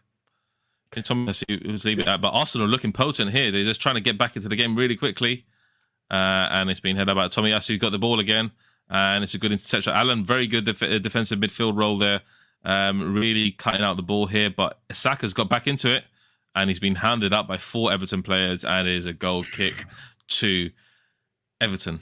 But speaking of that, it was a really bad call from whoever was keeping Richarlison slightly on side. I think it came from across. Like it wasn't the man that was guarding him. It was from across the line a little bit. But yeah, those make me nervous every single time because we just don't seem to get on the right side of those in-swinging kicks from that area. And our only bailout is that hopefully we're cheating a little bit offside. But, well, assuming that's the end of the first half, we got a minute left, but not the response you wanted to see from this team. Yeah, and Arsenal Manic, pretty much nailing it straight on the head here. Everton are in the mud, worse forever, getting slapped up every week, but they're all over us. And that explains it. There's no fear. There's no fear. There's no shoot. Arsenal's coming to town today. Yeah. And we just gotta, pray and hold on. I mean, that's been gone for years. We know that. And the lack of fear emboldens players. Now I don't know why Everton would be fearful of, who else have they been beaten by? Brighton or Wolves, or I don't actually know who passed they're... by Odegaard, Saka. Sorry, Partey, sorry. Out to the here on the left hand side. Partey needs to have a hell of a second half right here because he's in probably should be dropped territory coming up. Gabriel. And bringing out good play here by Tierney. Tierney delivers a cross into the box, and it's Ødegaard, and he scored a goal. Yeah! Ødegaard has scored a goal, a brilliant interchange of play, just suddenly out of the blue. Nobody knew it was coming. On the cusp of halftime, that is Arsenal pull it out of the bag. And Louis confirmed that, Ode on the score sheet. We want to see more of this, but what a brilliant interchange of football there from Arsenal. Great little play here. Kieran Tierney. And Kieran Tierney, brilliant stuff here. Kieran Tierney outside, brilliant cross onto just obviously right next to the goal. Ødegaard just waiting in the box here for the cross, and it's a brilliant. Oh, what a volley! What a volley by Martin Ødegaard. Great stuff, and it is 1-0 to the Arsenal. I just need to change that up. Oh my goodness! Yeah, undeserved, complete. I mean that going into the halftime break is massive. I mean, this it's just a stress reliever, isn't it? Well, and the funny thing is, we don't have time now to sit back and soak up the pressure. I mean, look, if we come out 15 minutes from now and start doing that at the beginning of the second half, then Arteta's, going to be having to answer some questions on that. But first half not quite over yet here. Come on, blow that whistle. Or is Martinelli going to track him down here with a full head of steam? And it is 1-0 to the Arsenal. Against the run of play, I would say. I think Everton have been the better side most of this half. And it's just against the run of play. Just Arsenal just came up with the goods when they needed to. Ødegaard with a great volley. And it's just turned Benitez inside out here. He's looking fuming. He must be saying, how did we go a goal down? And Richarlison is absolutely livid. You could just see his reaction. Ødegaard jogging off the pitch. I want to say sprinting, but sprinting off the pitch, ready to get into the dugout with Arteta. And let's see, it's halftime at Goodison Park, 1-0 to the Arsenal. So, Mike, overall first half, what did you make of that? But let me just say, a goal nonetheless. Yeah. Look. Again, it's a results game. It's a momentum game.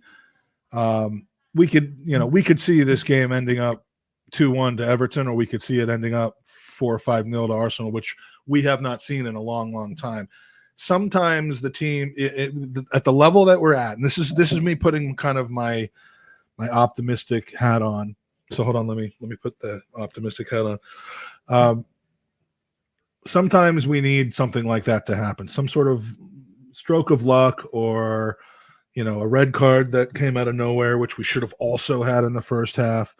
Hey, Jenny, love you more than your husband. I love you more than I love your husband, not more than your husband loves you, because I know that he loves you. Anyway, enough with that. How will they respond? I mean, as bad as we've played, we're up 1-0, and now we just have to protect that and keep a clean sheet. But we're not. This game's not going to end 1-0. And now I'm just kind of. I've got all these different thoughts in my head right now, and I'm just really happy that we've gotten away with what we've gotten away with. We did not deserve to be up 1-0. You're muted. Yeah, sorry. No, I am. Yeah, it's been a very topsy-turvy half. I'm looking at Everton saying they've been more the attacking threat. Arsenal have been pretty much sitting on the back fence, not really doing much, and then suddenly out of the blue, Tierney, excellent ball into the box. Ødegaard, let's just put it out there. The ability to actually finish that volley there on literally kind of with weird positioning and everything. Excellent goal by Ødegaard, and it is 1-0 to the Arsenal. What are your thoughts, guys, on the first half? Have Arsenal just pulled it out of the bag randomly out of nowhere, and all the Arsenal fans are just raving and jumping up for glory after a really bad performance? But does Arsenal sometimes need to look at that and say, look, these are sometimes the results we need to take, and be like, hey, is Arsenal a team that can scrape through this game? And how do they come out the second half? Let us know how they're going to come out in the second half. Mike, let me make a comment real quick, if I can, and then we'll go back to what you were going to ask me. That, to me, that first half and being in the lead right now is not down to Arteta. I'm going to say that as someone who supports the manager and who believes that wins and losses should be just treated as wins and losses, not who's to blame for everything. He didn't tell Tierney. He didn't teach Tierney to do that. He didn't tell Ødegaard where to be. That's executed by the players. And the reason I mention that is because nor should the loss against Manchester United necessarily be on Arteta, blamed on Arteta because of a poor pass. I mean, if Everton had scored off of Gabriel's poor pass in the first half of this game, it would have been, Arteta. He's doing what he can to put the team in the position to win. But the players, like Super Kev always says, the players are the ones that have to come out and get it done. If he picks the wrong players constantly, I get it. But execution and bonehead personal mistakes that are out of character, like what we saw in the Liverpool and Manchester United games, you can only coach that out so much. You just have to try to eliminate them as players from happening. So as much as, I will give credit to those players for what just happened. A bit of luck, a bit of hard done by not getting the red card on Godfrey, but the players are going to have to go out and win this game, and I think that's probably what they're being told right now at halftime. Yeah, I agree as well. I think Arteta needs to just drill into the players a bit that this match is against Everton is going to be tougher than they think, because as you can see in the first half. Oh, here we go again with that red. They've just shown the cleat to the face. I'm shocked that he wasn't more hurt. Wait, didn't he even get a yellow for that? Nothing. He got nothing. He got absolutely nothing. What are you thinking, guys? Ben Godfrey should have been sent off. Let us know in the chat. Obviously, I'm actually going to put that in as a poll in the actual live watch along, because it was an actual shocking. Let's say that again. Shocking foot onto the face of Tomiyasu in the first half. So I'm going to put that in a poll, guys. Should Godfrey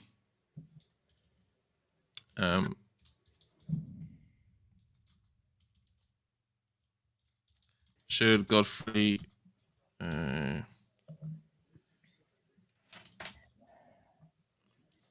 sent off? Yes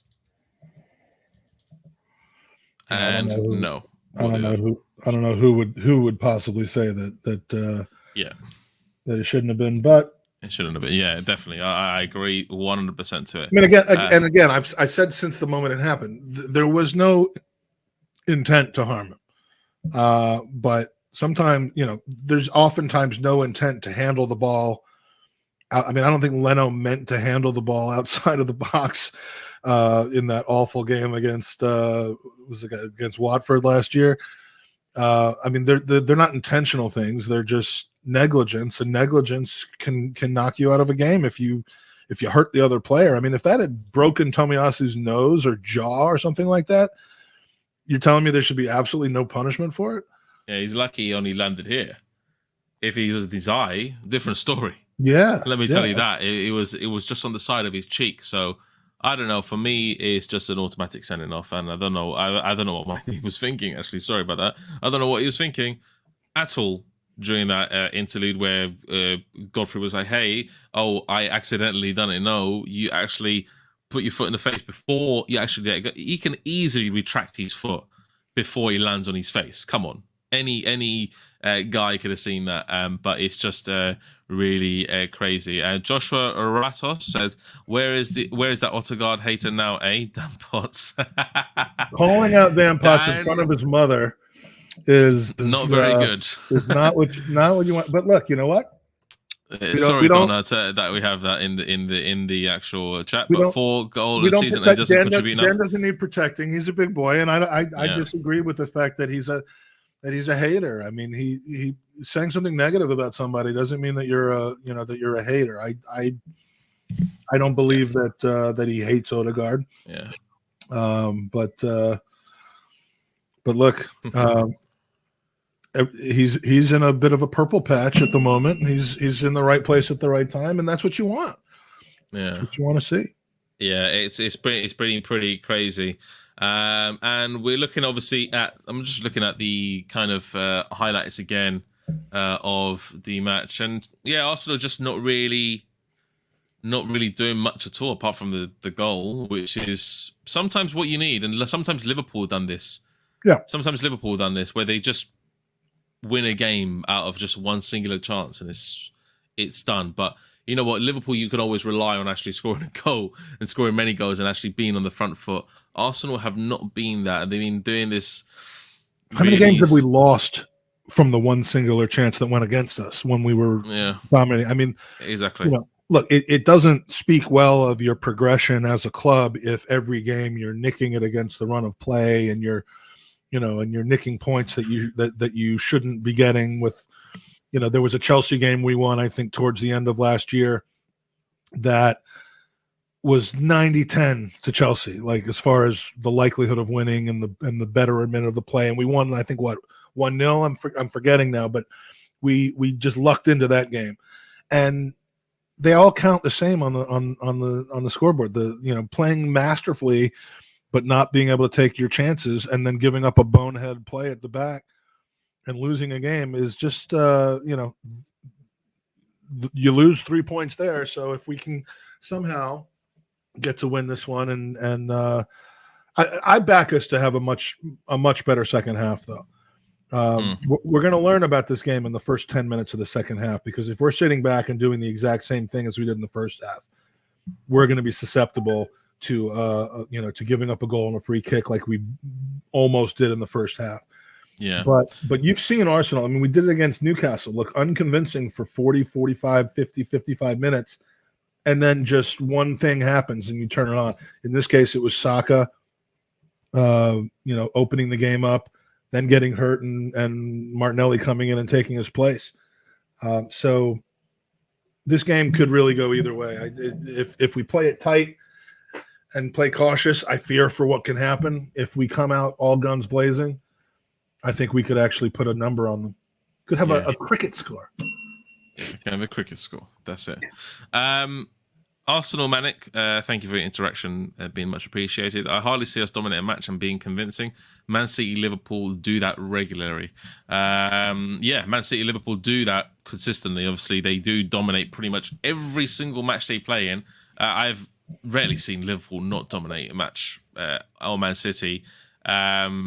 Chelsea more so can be either here or there, but yeah, let's just obviously focus on what can Arsenal do to actually progress and have their season a bit more minimum uplifting for the fans, uplifting for the Arsenal, obviously the whole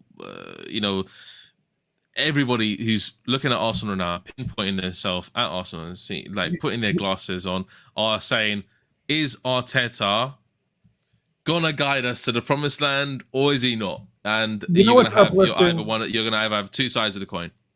You know what's uplifting is going from 8th to 5th or 4th in a season.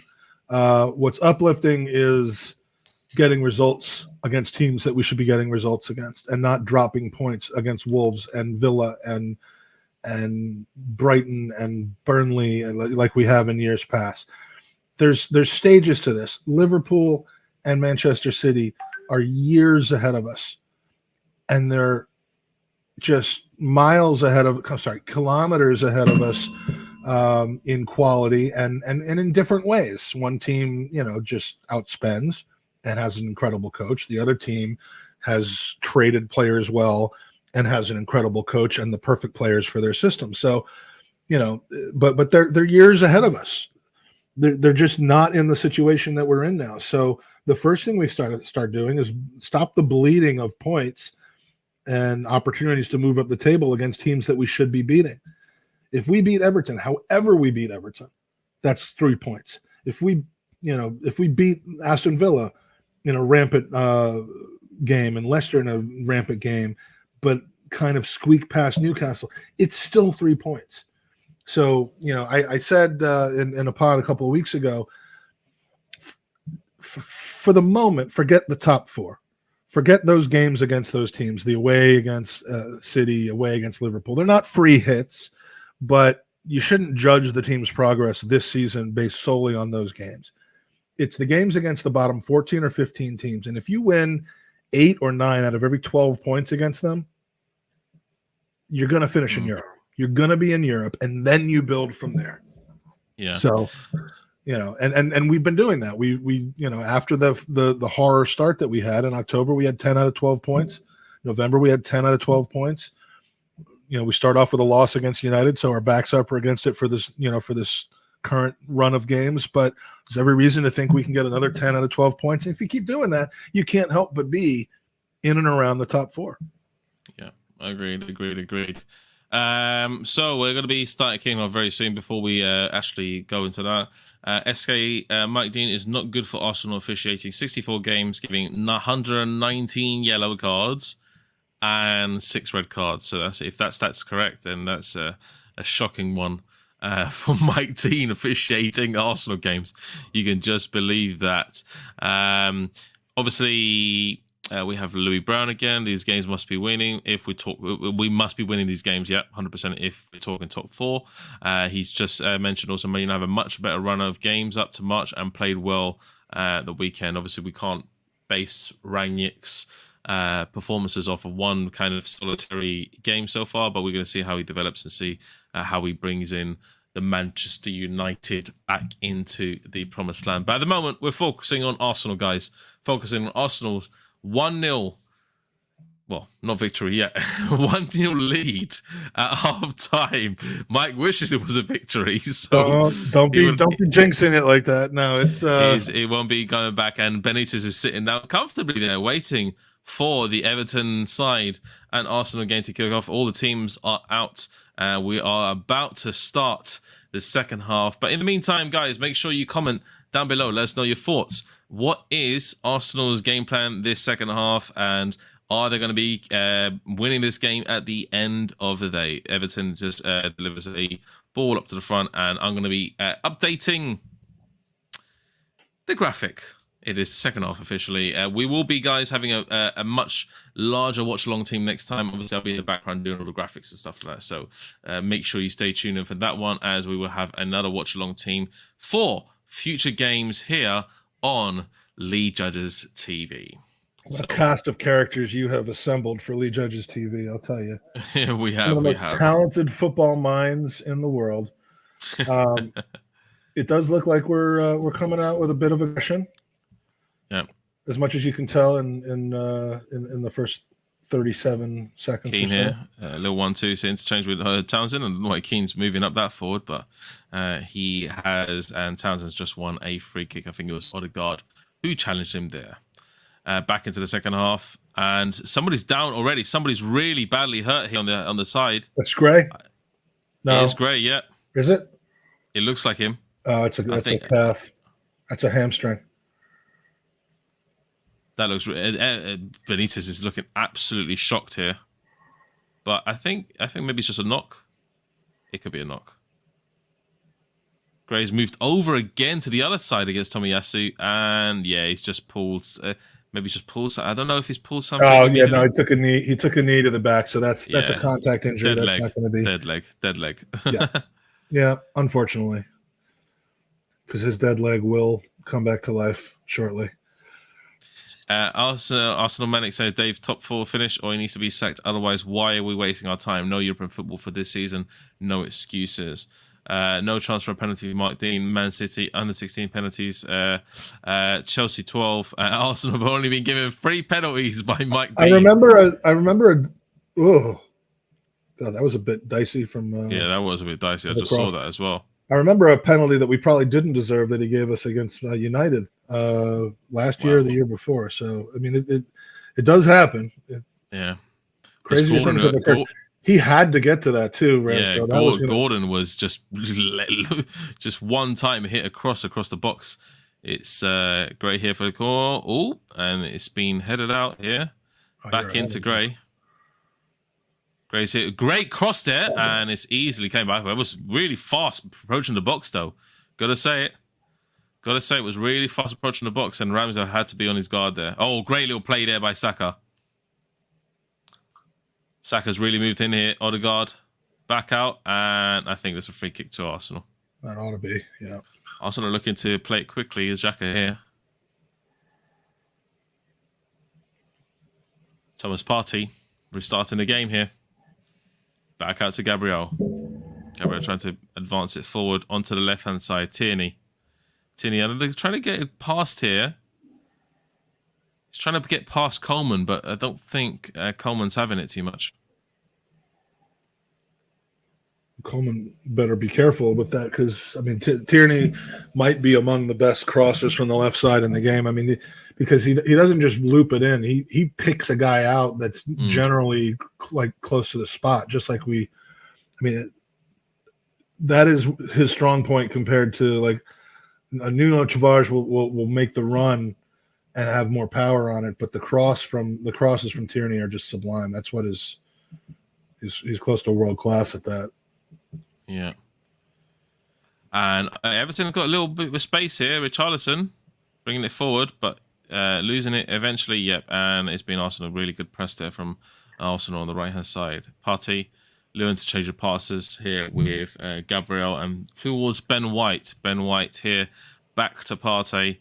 Partey trying to drive it forward a bit, and it's looking a bit more attacking here by Arsenal. Better than the first half, much better. Their pass movement has been a bit more incisive, and not having too much of the ball taken away from them by Everton in the midfield. Back out here, Gabriel. Yeah, I like the start so far. Yeah, not too bad. Not too bad. Do you guys think Tierney and Martinelli don't gel? I don't think Tierney doesn't gel. I don't think he doesn't gel with anybody. I don't know how Tierney would be a player that doesn't. I mean, they certainly don't have that much experience playing together in the starting 11. So now we've got another guy down. Lone Star London. Very good comment. Breaking, the match ball has just been found and recovered at Anfield following Thomas Partey's shot at first up. And ooh, that's a bad one from Godfrey. Godfrey should not be on the pitch anymore. He's a menace. At least a yellow card. At least a yellow card for Godfrey. Well, that was at least something. Or was it yellow? Yeah. Oh, finally. Yeah, he showed the yellow right away. Finally, you've given him a yellow card. he's a lucky boy to still be on that pitch. Finally.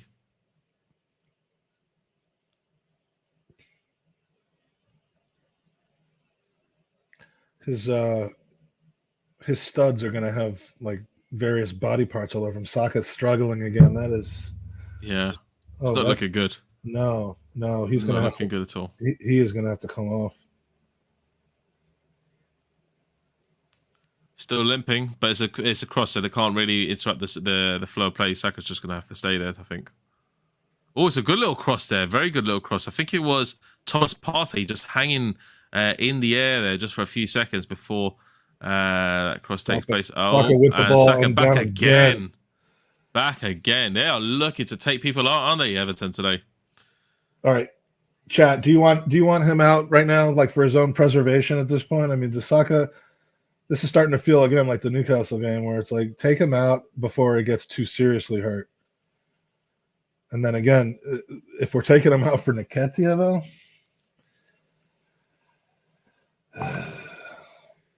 it's not looking good for him. He's getting battered all over the place.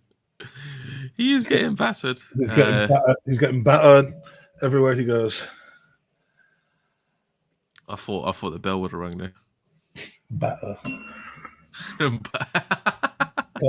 Got batter everywhere. There you go. Odegaard. Oh, back post. Come on. That had to be better position there by Gabriel. I think Gabriel had a clear header. It's completely clear. It's by himself. I know it's on the side.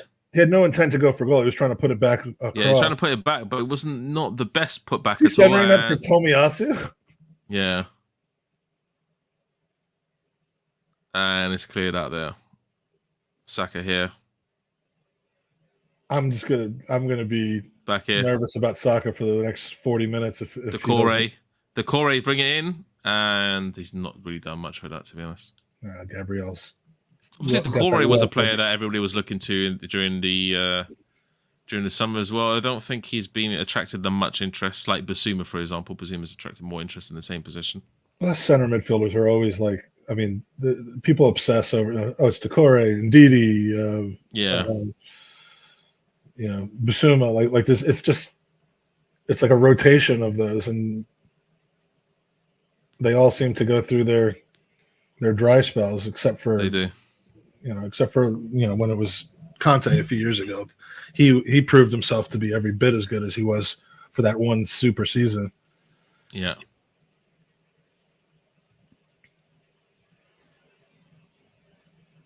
All right, get this out.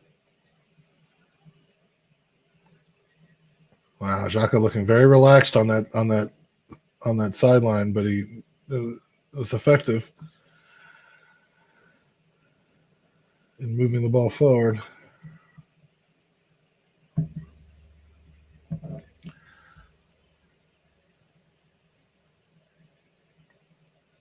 right. Looked like we were trying to slide it through, and now we're back to kind of. Again, this reminds you of in basketball when they just kind of pass it around the top of the key, waiting for something to happen. And the Tomiyasu here. Yeah, come on, get that across.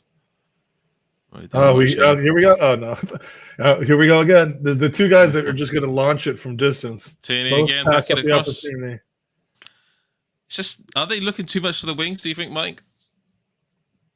Are they trying? Obviously, Everton are quite compact here. We know that for a fact. No, I mean,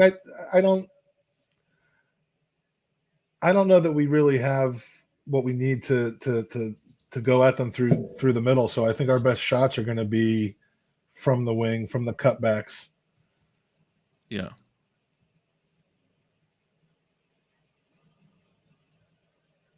They've lost one of their was Mina center back. Yeah, it was Mina. He was replaced by Holgate. Yeah. Yeah. So I mean, they're hopefully the marking on our late trailers coming in when we have the ball out wide will be less than sufficient as it was in Odegaard's case. Bit more possession in some slightly better areas than we had before. Arsenal bringing out here, Ben White. Gabriel. Oh, it's a bit dodgy there by Arsenal. Not really looking comfortable. They're not really looking comfortable at the back here. They're looking very stale and very, lethargic when they try to bring the ball out of play. Odegaard. Out here, Lacazette. Good little play here from Arsenal. Arsenal on the left-hand side. Tierney trying to bring it in. And it's Ødegaard. Tomiyasu. Back out. Oh, it's a good little pass. Oh, that's not, that. Not, That's the bad right idea. Right Not idea. bad idea. Not bad idea at all. Not a bad idea at all. Oh, back here. Richarlison. Bringing it forward. Decore. He's got loads of space here. He tried to slot it through there to Gray, I think it was, and it was just not really anything doing there, unfortunately. Cool, we're back on it, guys, and it's still 1-0. We're approaching the 60th minute very, very soon, and we'll be staying you till the end of the game, where you can see, obviously, Mike's reaction, and this will be our very first watch-along. We're obviously planning to do more of these, so in the future, let us know if this kind of commentary style is actually guiding you through the match, if it's good. And we'll carry on, obviously, this style and maybe bring... Oh, here we go, Richarlison! And it's a goal to Everton! It's a goal to Everton. Everton have gone 1-0. It's a goal to Everton. I took my eyes just for a second, and Richarlison has equalised. How is he in that position? And this is a definite clear, no offside on this one. It is 1-0, and the goal here... I think it was Alan bringing it forward. Yeah, Alan brought it forward. Decore, good little run into the and it's offside again. It's offside again. Has to be offside. Wait a sec, I'm just looking at the ball, but no, I think Richarlison's just leg. He's just equal there. Just equal. Be even. Oh, I don't know. Has to be just equal. This is ridiculous that we have to keep relying on this, but I think his foot is just in front of Gabriel. Come on, you VAR. This is a crucial one for Arsenal here. Crucial. I mean, again, how this cannot be decided by minuscule decisions. I thought the Premier League introduced a rule where it would not be done by this short margins like this. It is literally, they're zooming in. It's like I'm zooming into Photoshop there. Come on. Yeah, where's the... It's offside. Here come the... Oh, he's offside. That is incredible. That is incredible.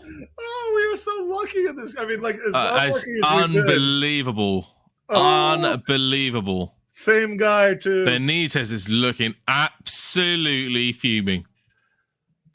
He is fuming right now. 58 minutes. I'm waiting for the completely unreasonable same old Arsenal always cheating chant now to start up. I mean, my God. I mean, look, you can't.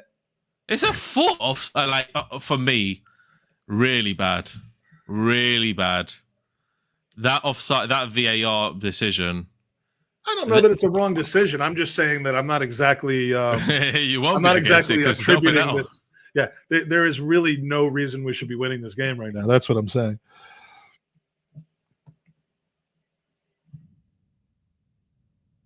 This is unreal. Unreal from Arsenal. Arsenal just got away with two lucky... Well, the first one was actually a bit more clear, but that one was so minuscule. Look, man. When it goes for us, it's never minuscule. It's huge. He was so far offside there. Oh, come on. Come on. What do we have? Center it. Who's there? Who's there? Oh, what the hell? Martinelli. Come on, man. Cut it back. Was he offside? He wasn't offside. He wasn't offside there. He tried to cross it in there. Good props to Martinelli, I tell you. But that was... I don't know. He could have done better with that cross. If it was us, I would have been pissed off. Yeah, true. If that was to Arsenal, Mike, if that was Arsenal on the receiving end, that Richarlison goal, what are you thinking? I'd be livid right now. Yeah, exactly. I'd be as mad as I was, probably more mad than at the Tomiyasu red card. Yeah, absolutely. Yeah, I mean, look in the greater scheme of things, it's not good for the game that those goals get called back. But in the scheme of the game that I'm watching, for the reason I'm watching it, I am well chuffed. Chuffed, yeah. Chuffed AF.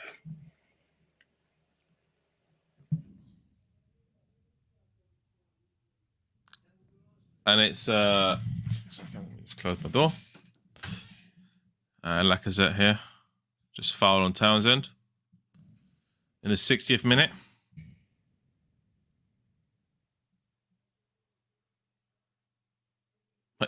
Do you know what? And I'm looking at it. Mike Dean looks stressed. He's looking stressed as a referee at the moment. So stressed because he's had to call back goals against Arsenal, even though he doesn't want to. Like, did you see how depressed Martin Atkinson looked against United when he had to point to the center spot for ESR's goal? Like, he looked like he looked like he had lost a family member. But like he was essentially being told he had to call it a goal. Yeah, it's like, oh, but I don't want to. All right, come on, Arsenal. I mean, look now. We've been gifted a couple of really close decisions, neither of which probably really led to them scoring. I mean, the advantage that they had to allow them to score was not from that close of an offside, but we've been given a gift. We need to now take it. Yeah. Oh, Xhaka. Okay. This is the beginning of Xhaka getting himself kicked out of the game.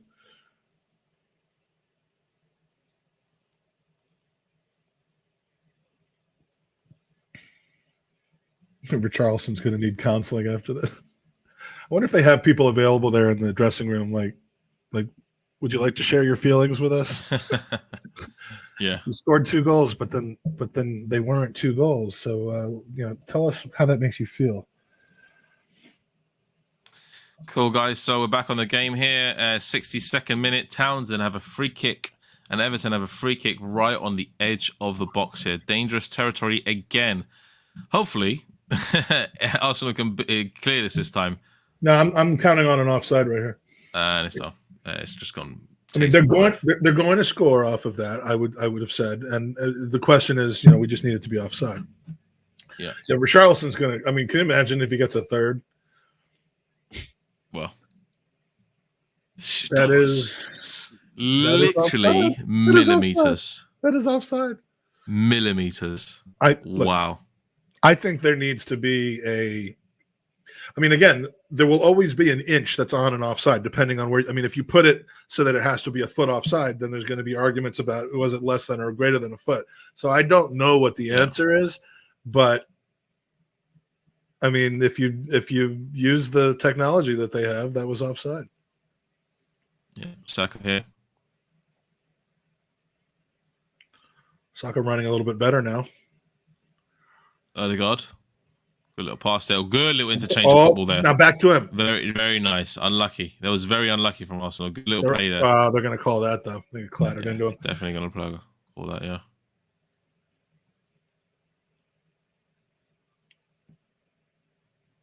Dave, give me about 30 seconds. I'll be back. Yeah, no worries.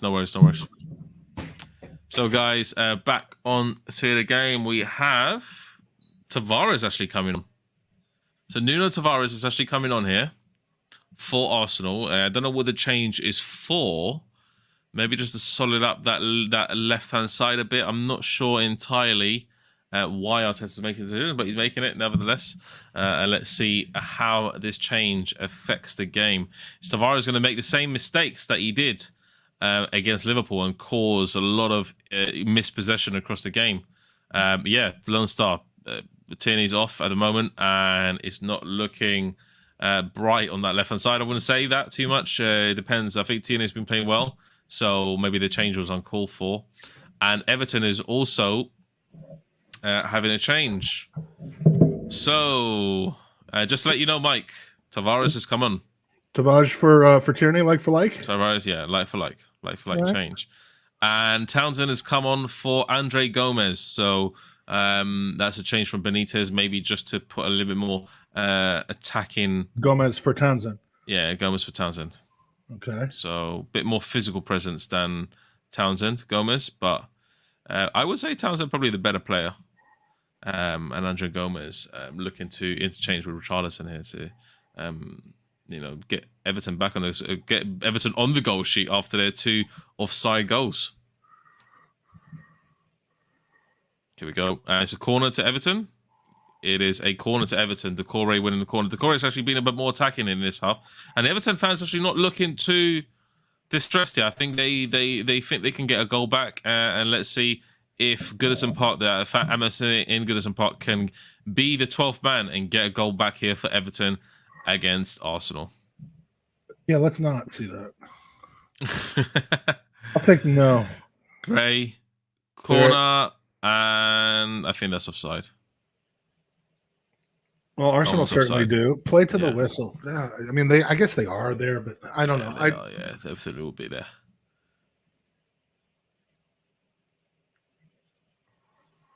It's pretty damn offside, but still, like, how many we got? 1, 2, 3, 4 Arsenal players standing with their arms up. I don't know. That's just a pet peeve of mine.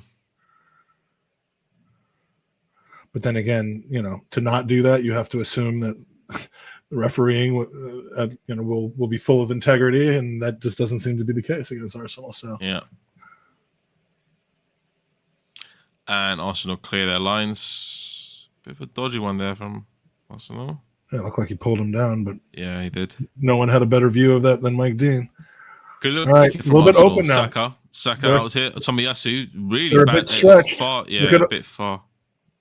He ran really far there, Townsend, and Tomiyasu now needs to track back here because Everton back on the attack here, and Everton have just slowed it down a bit. Keane here in the centre, out to. Oh, Saka's dispossessed. Godfrey. Yeah, dispossessed Godfrey there. After he dispossessed him, he should have stepped on his face. Yeah. Yeah, damn right. Damn right. Or fly kicked him in the face. Maybe that would be better. Yeah. Doing Eric Cantona. Yeah. Eric Cantona on the corner flag. I do remember that. No, actually, I remember the corner flag. On the Palace fan. Yeah, on the Palace fan. Yeah, I remember that one as well. I was young enough to remember that, unfortunately, from my point of view. That was, to me, that was one of the greatest moments. See some Pat Rice and and friends. That was one of the greatest moments of football I've ever seen. And the game slowed down a bit. We're just approaching the 70th minute again. Arsenal Manic saying in the comments section, we are too deep again, starting to mirror when we took the lead against Man United and sat deep, inviting pressure. The warning signs have already been there to disallow goals. True. And now Martinelli down with cramp. Yeah. At least he's not crying. There was like 4 games in a row where he would go down on the ground and just start crying, and I thought his career was over. And it is, lo and behold. Oh God, Eddie Nketiah coming on. Now, what we talked about with Pepe was legit. I said, who's Pepe going to get in over in this starting 11? Nketiah is someone that Pepe should be getting in ahead of. I mean, you bring in Nketiah, you're obviously changing things around a little bit. Yeah. Is he coming in for Lacazette, you think, or? I think so. Or is he coming in for he's probably maybe come over for Martinelli. You never know, because Martinelli looks like he's down and out here, and maybe Arteta's making a change here to put maybe go for a 4-4-2 with the one-on-one situation, same thing. Yeah, because I don't see Lacazette being the one to come out here because Lacazette got both cannot come out Saka and Martinelli. Martinelli both down. Exactly. So then why wouldn't you just take one of them out and put? I mean, I am in favor of putting Saka in this position. I mean, Pepe in this position. I really don't get why Nketiah would be chosen over him, especially when Nketiah couldn't get a sniff until he opened his mouth in the press about saying he wasn't going to sign a new contract and wanted to leave to get playing time. I mean, what? That's all you got to do to get back into the mix again? I don't get it. The state of football, a la Madrid, David. Have you ever seen such poor football at your club? I have, actually. I have. You can go back to when. Let's see. Actually, no, Schuster was actually not a bad manager for Madrid, but the team actually did play awful football. And if I'm looking at it, Pellegrini was good. Do you know what? Actually, the Galacticos period, brilliant football as it may, but never won anything, never scratched the surface, apart from the 2001 Champions League. But yeah, we're playing good football now, which is the main point. So a la Madrid as well. But in the moment, we're focusing on the Arsenal match, and Gabriel just got dragged back there. Well, he had a fistful of Decore as well. Yeah, Decore was literally Decore's playing that good in this match. He's actually been playing really well. He's probably been Everton's one of the best players at the moment. Schuster when he took over as manager.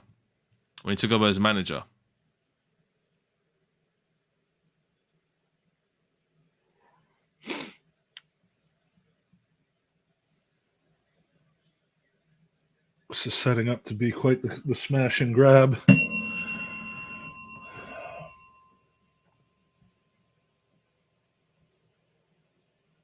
Why can't we have Balogun on the bench? I am surprised. I mean, it seems he's going out on loan in January, which I do think is probably the best thing for him. Go out on loan and get regular playing time in a upper level championship team, Bournemouth, QPR, something like that. Yeah. But why Nketiah's getting in the game? Has he been brought in yet or no? I don't think they've made the sub. I have no idea. I have no idea at the moment, unfortunately. Yeah, I don't think they've made the substitution. Oh, that's another clout. No, Nketiah has been brought up for Martinelli. Yeah, he's the one that just got clattered into. Yeah, Martinelli. Yeah, Martinelli. So they have that you just saw right there from Mike Dean is classic Mike Dean.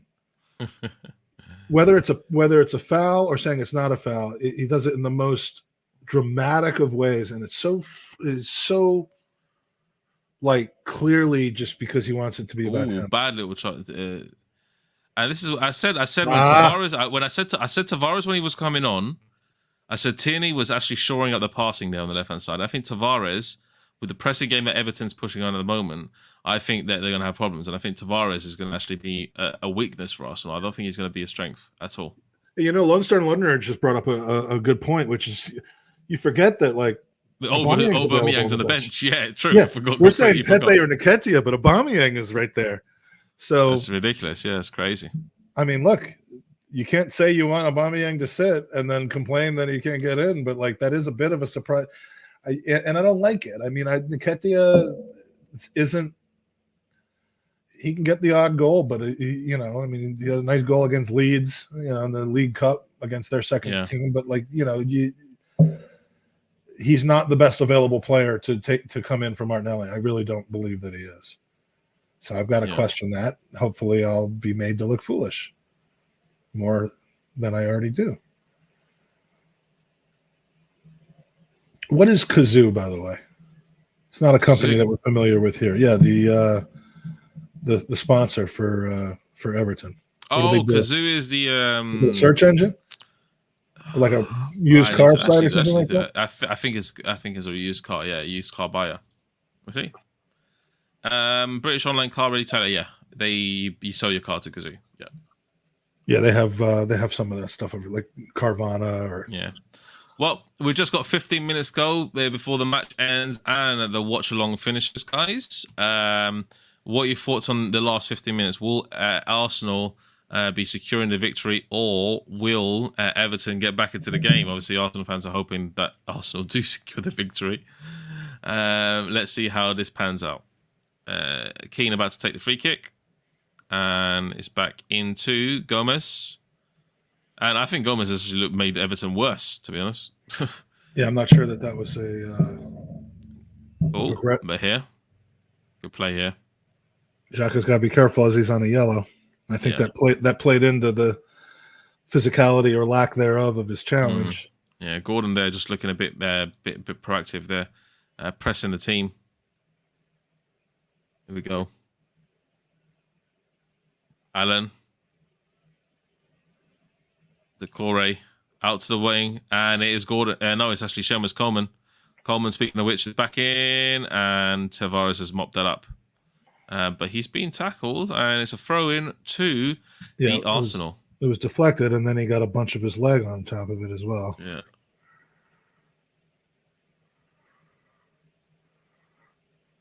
Now, if he has to go out, do they move Xhaka back there and bring in Sambi? Could do.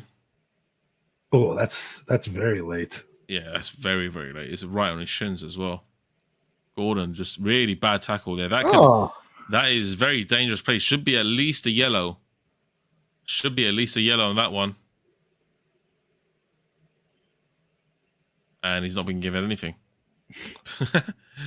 He's not being given anything. I think Mighty Dean is literally has an agenda. I mean, you have Tavares really poor there. I'm telling you, Tavares. I'm telling you, Tavares is. My son learned not to do that when he was 9. Oh, here we go.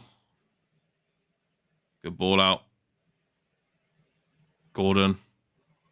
Looks like Arsenal's really prospect Gordon, but Ramsdale safe hands. It looks like Arsenal's content to sit back and try to soak up 15 minutes of pressure here, and I'm not so sure that's going to be the right decision. I mean, sit back, try to get the counterattack, nick the second, as opposed to really putting the pressure on. Gordon Bennett. Yeah, exactly. Eddie scores his goals in the 6-yard box. He does. I mean, I think if you added up every goal that he ever scored with Arsenal. Oh, it's a good little bit here to Gomez. But Gomez couldn't get there in time, and I think he was intercepted there by Thomas Partey, who dropped a bit deeper there to save Arsenal's graces. And Everton look a bit more on the attack here. And it's a poor ball. Tomiyasu trying to keep it in. Out, sorry. Trying to keep it out. Trying to keep it in. I don't think he was trying to keep it in at all there. Trying to muscle it out of play. A little too early to go to the corner in your own end. Yeah, pretty much.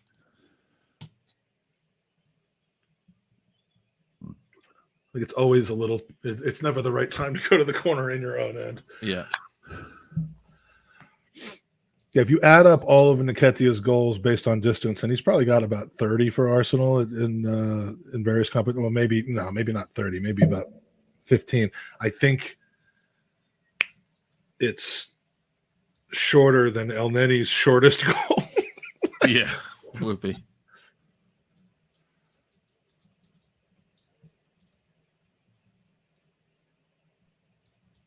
All right.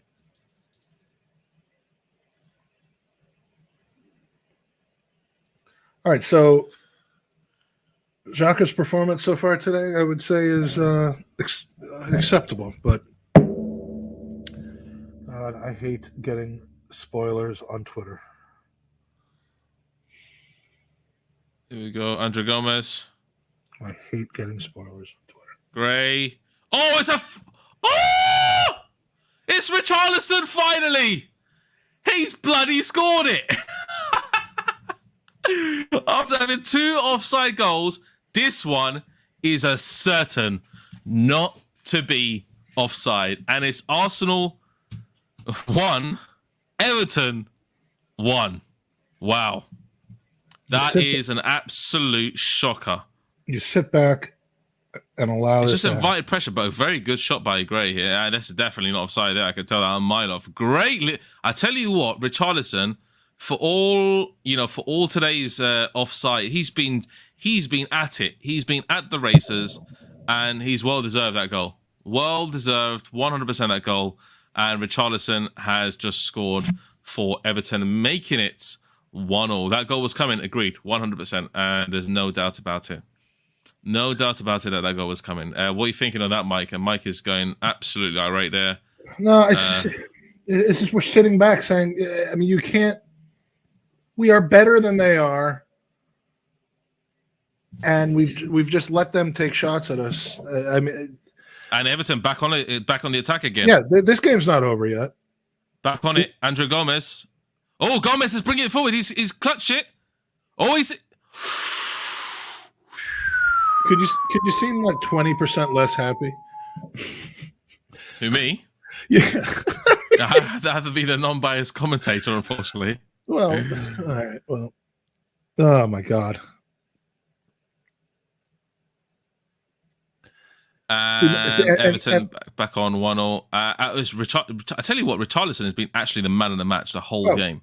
Oh yeah, he's by been far. He's been excellent throughout the whole game, and Arsenal need to be wary of him. Well, Alan is bringing it forward. Wow, he's just skipped away from everybody. Wow, Alan. Alan, mate. What are you thinking about Alan, Mike? I can't. If it was on my channel, I would tell you what I was thinking about Alan right now.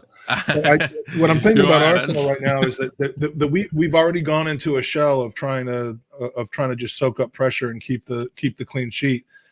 We'll see what this attack does. Here. Come on, hand. No, it wouldn't be handball. But Everton's just lost to. Odegaard's looking for a handball there. Could it be a VAR decision? I doubt. I mean, no, it's not. Some questions going to have to. Oh, wow, Partey just literally holding the ball there for about 5 minutes. But Odegaard's bringing it forward, and it's a good challenge here. But Pickford is, wow, he's just gone out there.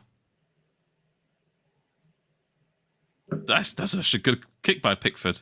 Yeah, to be honest. And what? Come on, Gabriel. No, it's gone out already. It's gone out. This is just crazy. And Arsenal Manic has actually saw it coming ages ago, saying, Arteta, you imbecile. I've actually had this comment up on the screen for a long time. Please stop telling your team to sit back. And 100 rightly so. Arsenal have just capitulated here. Capitulated in the last. I would say the last. I think the last of 25 minutes. They're just like inviting too much pressure again. Everton looking. Oh, Richarlison, he's coming through. We're gonna lose this game. And it's just looking like Everton all the way, one-way track for Everton. Lone Star London is saying it's been absolutely pathetic the last 24 minutes, 100%. But can Arsenal nick a goal here? Under the run-up play, of course, got Ndidi Nketiah bringing it forward. Nketiah, he's just lost his footing there. And it's awful play there. And Tavares, I tell you what, Tavares has been the number one mistake coming on. I don't know why. I don't see any maybe tired or something. But don't bring Tavares on after he's honestly his howler against Liverpool proved why you shouldn't bring him on at this later stage. If he's not warmed up a bit, not very good. Not very good decision there. I really don't get the Nketiah sub. I don't get the Nketiah sub either. I don't get what that says to the club. I don't get what that does. It's a good little cross here. Come on, it's hit the post. Oh. It's hit the post. Eddie Nketiah, of all people, literally jumps in the air. And let me see this again. Pepe would have scored that. Good little cross here by Saka. Good little cross here. Oh, wow. Wow. That is a free header. Yeah, you got to finish that. That is a free header. Free header. You're not going to get better chance than that. That is one. Wow. Guys, what do you think of that missed header? Aubameyang gone. Speaking of which, he needed it. They needed it. And who's come on? Who's come off? Lacazette? Lacazette's come off. Why would you bring on off Lacazette? I would just take off Odegaard, leave Lacazette and Aubameyang together. They need attacking. They need a goal here. They need to win. I would take off Nketiah and put on Aubameyang. Yeah, take him off if he's just come off. He's just come on. We'll do a buoy with him after he missed that shot. Yeah. That needed to be finished. Arsenal now need to just full on. But I wouldn't have taken off Lacazette, to be honest. What is up with all these intermixing of changes and player decisions and starting 11s? Arsenal have no Europe. I know they got Carabao Cup and stuff, but that's just as a byproduct. FA Cup is not even started yet. They have no Europe. Why not just start with your best starting 11 all the bloody time? Oh, good little turn. Saka's the only one who's doing this crazy stuff. Saka and Pickford safely into his hands. Second out of it. It's a nervy. Oh, yeah. Alex Iwobi coming. Well, speaking of which. Now I have some hope. Well, you wouldn't have some hope after this little thing. Oh, no, nothing's happened there. And it's just, oh, wow. Oh, it's brought it. No, he's calling a foul. It's calling a foul. Yeah. And Holgate just been found there, tripped up. I think it was by Aubameyang. Yeah, it was. And it's Iwobi.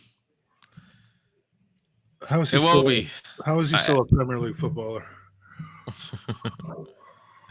Iwobi's coming off, and if he scores, if he scores, you're gonna see the computer being thrown out the window from the computer view.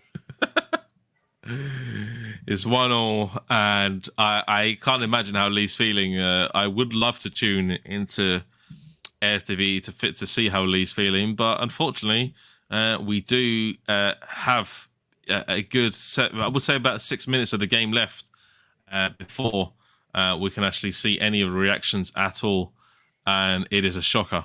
It is an absolute shocker. I have to say, in watching this game, I think there's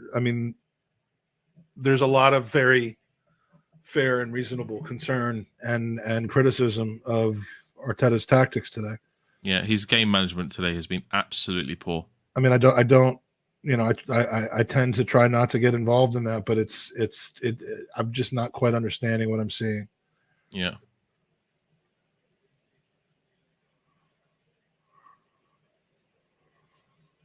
Richarlison, and it's been picked up by Ramsdale. So we have approximately, give or take, 6 minutes, including injury time, probably. And Arsenal need to find a goal in those 6 minutes. Otherwise, this is not looking good for Arteta. Not looking good for Arteta at all. Considering that Arsenal's running, let me just say Arsenal's fixtures up to the. I think you can beat Southampton. You'll beat Southampton at home. But if you're looking at the rest of the Arsenal fixtures, we're looking at West Ham at home, but that is not a gimme. West Ham are flying at the moment. Leeds United away. Obviously, they got the EFL Cup in between that. Norwich away, that's probably a win. But Arsenal's Wolves, and then on the 1st of January, the beginning of the season, Man City versus Arsenal at the Emirates. That is going to be a huge game. So Arsenal need to find points somewhere, and this game is there for the taking. 100%. They need to get this win. They need to get this win. Otherwise, nobody's looking at anything but questions for Arteta and his game management here. Yeah, we'll still be in 7th. With this point, we're in 7th. We'll have lost the opportunity to go back ahead of United and Spurs. This will absolutely. I mean, look, at no time have we been dominating in this game. Nothing. Time. We led this game for about 30 minutes, but at no time have we, as there's been a game that we should feel comfortable having won. And I can't see a late. I honestly feel it's a shocking performance. Bar the goal, there's been nothing. And Decore here on the left first. Decore on the left, and Ramsdale easily claim it into his hands. Final 90th minute, guys. We are in the 90th minute soon, approaching it on our end as we're syncing up between myself and Mike. Into the 90th minute we go. Ben, obviously, Xhaka there. Sorry, Ben White now.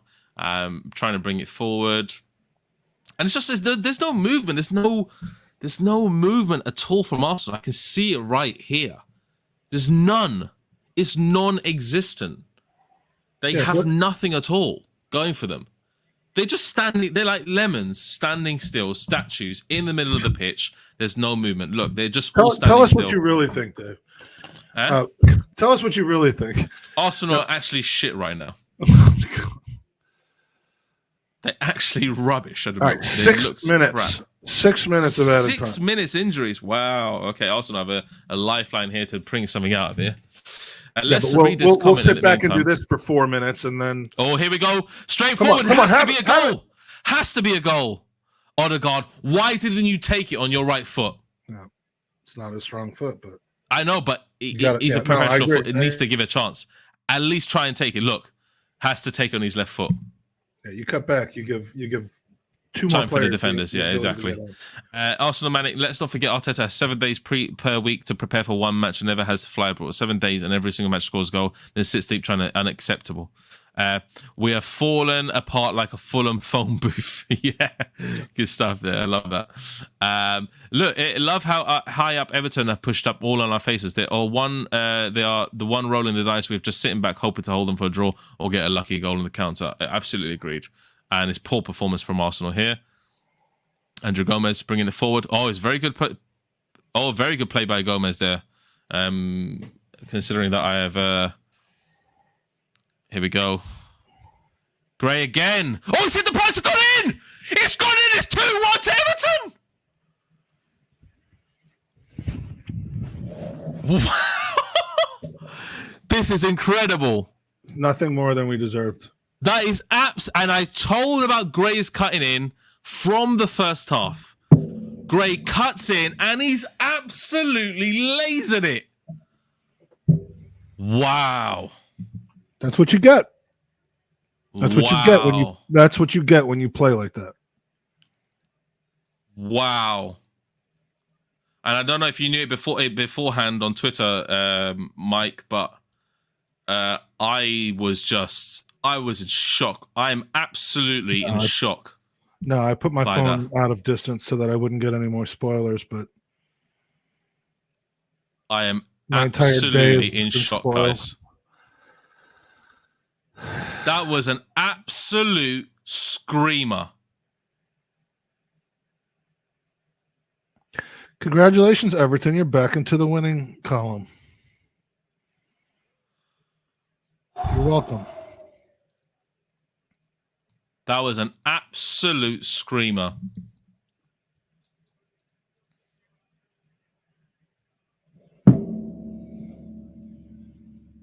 Wow. I'm actually in shock. I thought maybe Arsenal could hold them for the draw. You know, and again, I know that the thing is to rant and scream and yell and stuff, but that's just not my style. I'm just in shock. That and the shock isn't that they scored. It's just that like you just knew they were going to score and they actually did.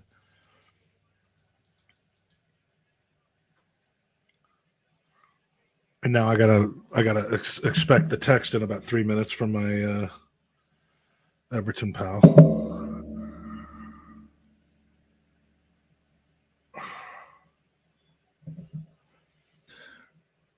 How does this team suck all the joy? I should have just stopped after suck, but suck all the joy out of watching football sometimes. Every game, I'm like, okay, I'm looking forward to this guy. There's Kev on the. Did you see Kev on the sideline? Yeah, I saw it. Yeah, right behind Benitez, trying to look like a neutral. He doesn't look happy though. Charlton now playing up to the whistle. This has been honestly. Yeah, I have to say it, Mike. This has been a terrific performance by Everton. The first half wasn't too great, but for the last 25 minutes, they have been on Arsenal from the get-go. They've been on Arsenal, and it's been absolutely incredible. From Everton have just pushed and pushed and pushed and pressed and trying to do something and trying to create something. They had 2 disallowed. This could have been 4-1, but it's been 2 disallowed goals, and Gray, absolute screamer, and he's absolutely living, and rightly so. Everton deserved winners in this one, Mike. Yeah, I'll tell you, between the the red card possibilities, the offsides, this is about the right score. Yeah, and it pains me to say that, but the 1-0 would have been a smash and grab, and unreal. At no point can you say that this one was ripped from us or taken from us, or we made one stupid mistake. We approached this game with too much respect for Everton. We approached this game not to lose it.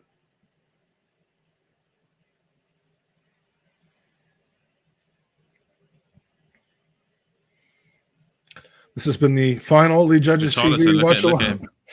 Look at him again. One more. Yeah, this wouldn't surprise me. Iwobi. Iwobi. Wow. If that would have been honestly, Mike, Yeah, that would have been that the would have end been of a seal the deal. Like, not but seal the deal, but seal the deal badly. And you saw Richarlison; he gave it to Welby on purpose. You could just tell. Yeah, I would have had to call the. It was Ramsdale that saved Arsenal's graces there from not even. I know it's bad result anyway, but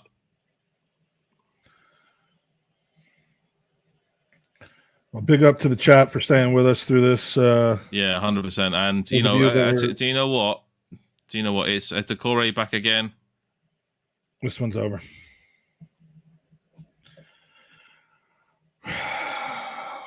Hard questions got to be asked now.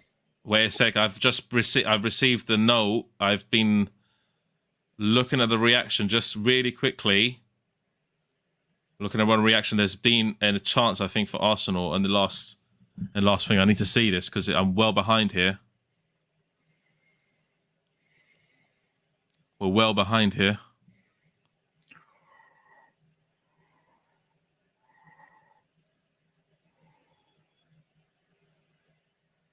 And a chance here for the break here for Arsenal. Partey. I'm here. So I can hear in the comments. I want to see this. Yeah. And Ketia with a run. Oh wow! Oh, are you kidding me?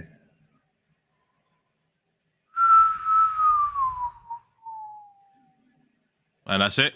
That's as bad as it gets. Last kick of the game. That's as bad as it gets. Everton guys officially won it 2-1. And Mike, what do you have to say about that? I mean, look, I don't know what to say anymore. This not surprising is the worst thing that I can say, is that this was not surprising. This team, I really kind of am speechless, because I thought this team had their shit together. I thought we were at least on the same page. Nothing we did today made any sense whatsoever. We never looked like the better team. We never looked like dominating them. We looked second best the entire game, even when we were up 1-0. And when we were up 1-0, we played a game that was inviting them back in to score again. And they took, we gave them 4 goals today. 2 of them, fortunately, were called back. But I mean, that game could have been a disaster class. Absolutely nuts. Obviously, we have a few comments coming in. My God, Shawnee K saying didn't see that come on because Everton is such a poor side. But to be honest, they outplayed Arsenal for the whole game. Apart from just one chance Arsenal had, Everton, majority of the match, looked much better, much more in tune, much better drilled by Benitez. Let's just put it facts out there. Much better drilled by Benitez, and had the better chances. 2 disallowed goals, obviously VAR, very minuscule, and it's all over. It's 2-1 to Everton, and we can't say any more about that. That's going to be the judge of this team this season. Again, I said it when we were winning 1-0. I'm still saying it now. We have to take 3/4 of the points on the table against the teams that are in the bottom 15. Everton is in the bottom 15, and we just got 0 against them. Those kinds of games, dropping points and losing, are going to be the ones that cost Arteta his job. Not today, not tomorrow morning, but if we fall back into the pattern of dropping points, I don't care whether we're home or away, against the Evertons and Wolves and Burnleys of the world, then we've made absolutely no growth. We will be back in 8th again if we keep doing that. In fact, we're probably going to be back in 8th by the middle of the week.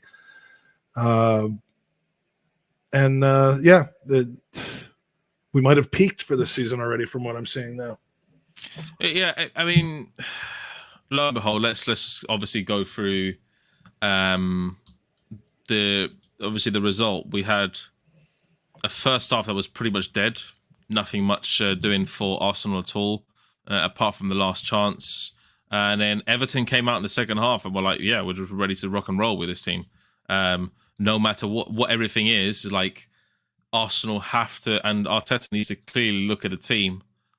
And if you support him, Merry Christmas. Yeah, to be honest, Godfrey should have been sent off.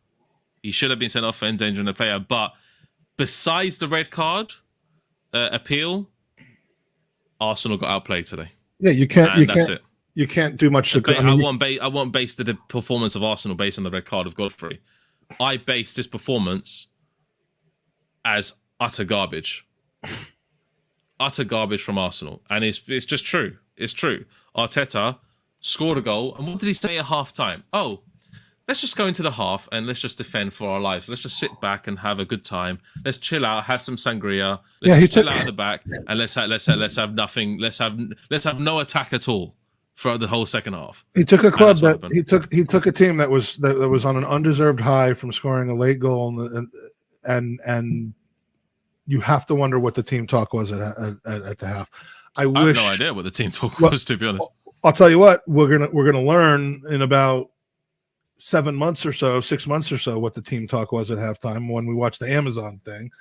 But I can't imagine how you take a moment like the end of the first half, the momentum you get going to the second half, and then sit back. Now, again, I have heard from people that go to the games, and maybe you could tell me this or somebody in the chat can tell me this, but I have heard that Arteta tends to continue to try to push the team forward, and the team sometimes just seems comfortable in sitting back, and that it's almost like they're not listening to Arteta. I don't know if that's an excuse coming from people who are, pro Arteta, or if that's the reality. But this team did not go for a second goal today. At no point did they. And that we said it at the beginning, that was going to cost us. That was. Always costly. Well, guys, we're going to wrap up now. Make sure you stay tuned. Do you have a show to do, Mike? Yeah, actually, we're going to be going over to our good friends at the Highbury Squad. Soph is doing a post game, and then we're going to actually be doing an open mic post game. So if you are available in the next hour or so, and you want to give your views, a lot of great opinions in the chat. But if you actually want to come on live on air and give your postmaster reaction, you can go over to the Highbury Squad, and we'll be doing our open mic show. You can go to GoonerOpenMic.com. GoonerOpenMic.com will get you onto the or into the backstage area, and you can share your thoughts, which I'm sure will be very spicy. And look, no holding back today. If you feel what you feel, then let's hear it. So yeah. But thanks for joining us on the stream. I hope to be able to do a better one of these sometime soon with a better outcome. It's pretty insane. And looking obviously, also, I mean, next week we're actually doing something really special for the after game for Arsenal versus West Ham. You better stay tuned into that one, because that one is going to be something new and you've never seen it before on YouTube. Believe me when I say that. So, guys, it's finished. Arsenal 2. Wish Arsenal 2. It's finished. Everton 2. Arsenal 1. Goals from Ødegaard in the first half at the 45th minute. Then Richarlison at the 79th minute. And to cap it off, a massive screamer by Gray. Probably one of my favorite players of the day. Richarlison, I would class as man of the match as well. So, guys, let us know in the comments, what do you think of this watch along? We're going to wrap it up. Thank you for joining us. Much appreciated, Mike. Make sure you go and check out the Gooners podcast after this. Subscribe. ASAP Rocky.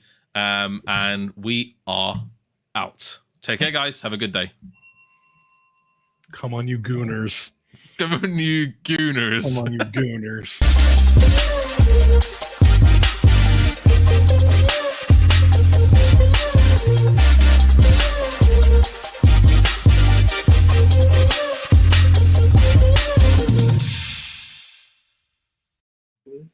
Yeah, that's awful.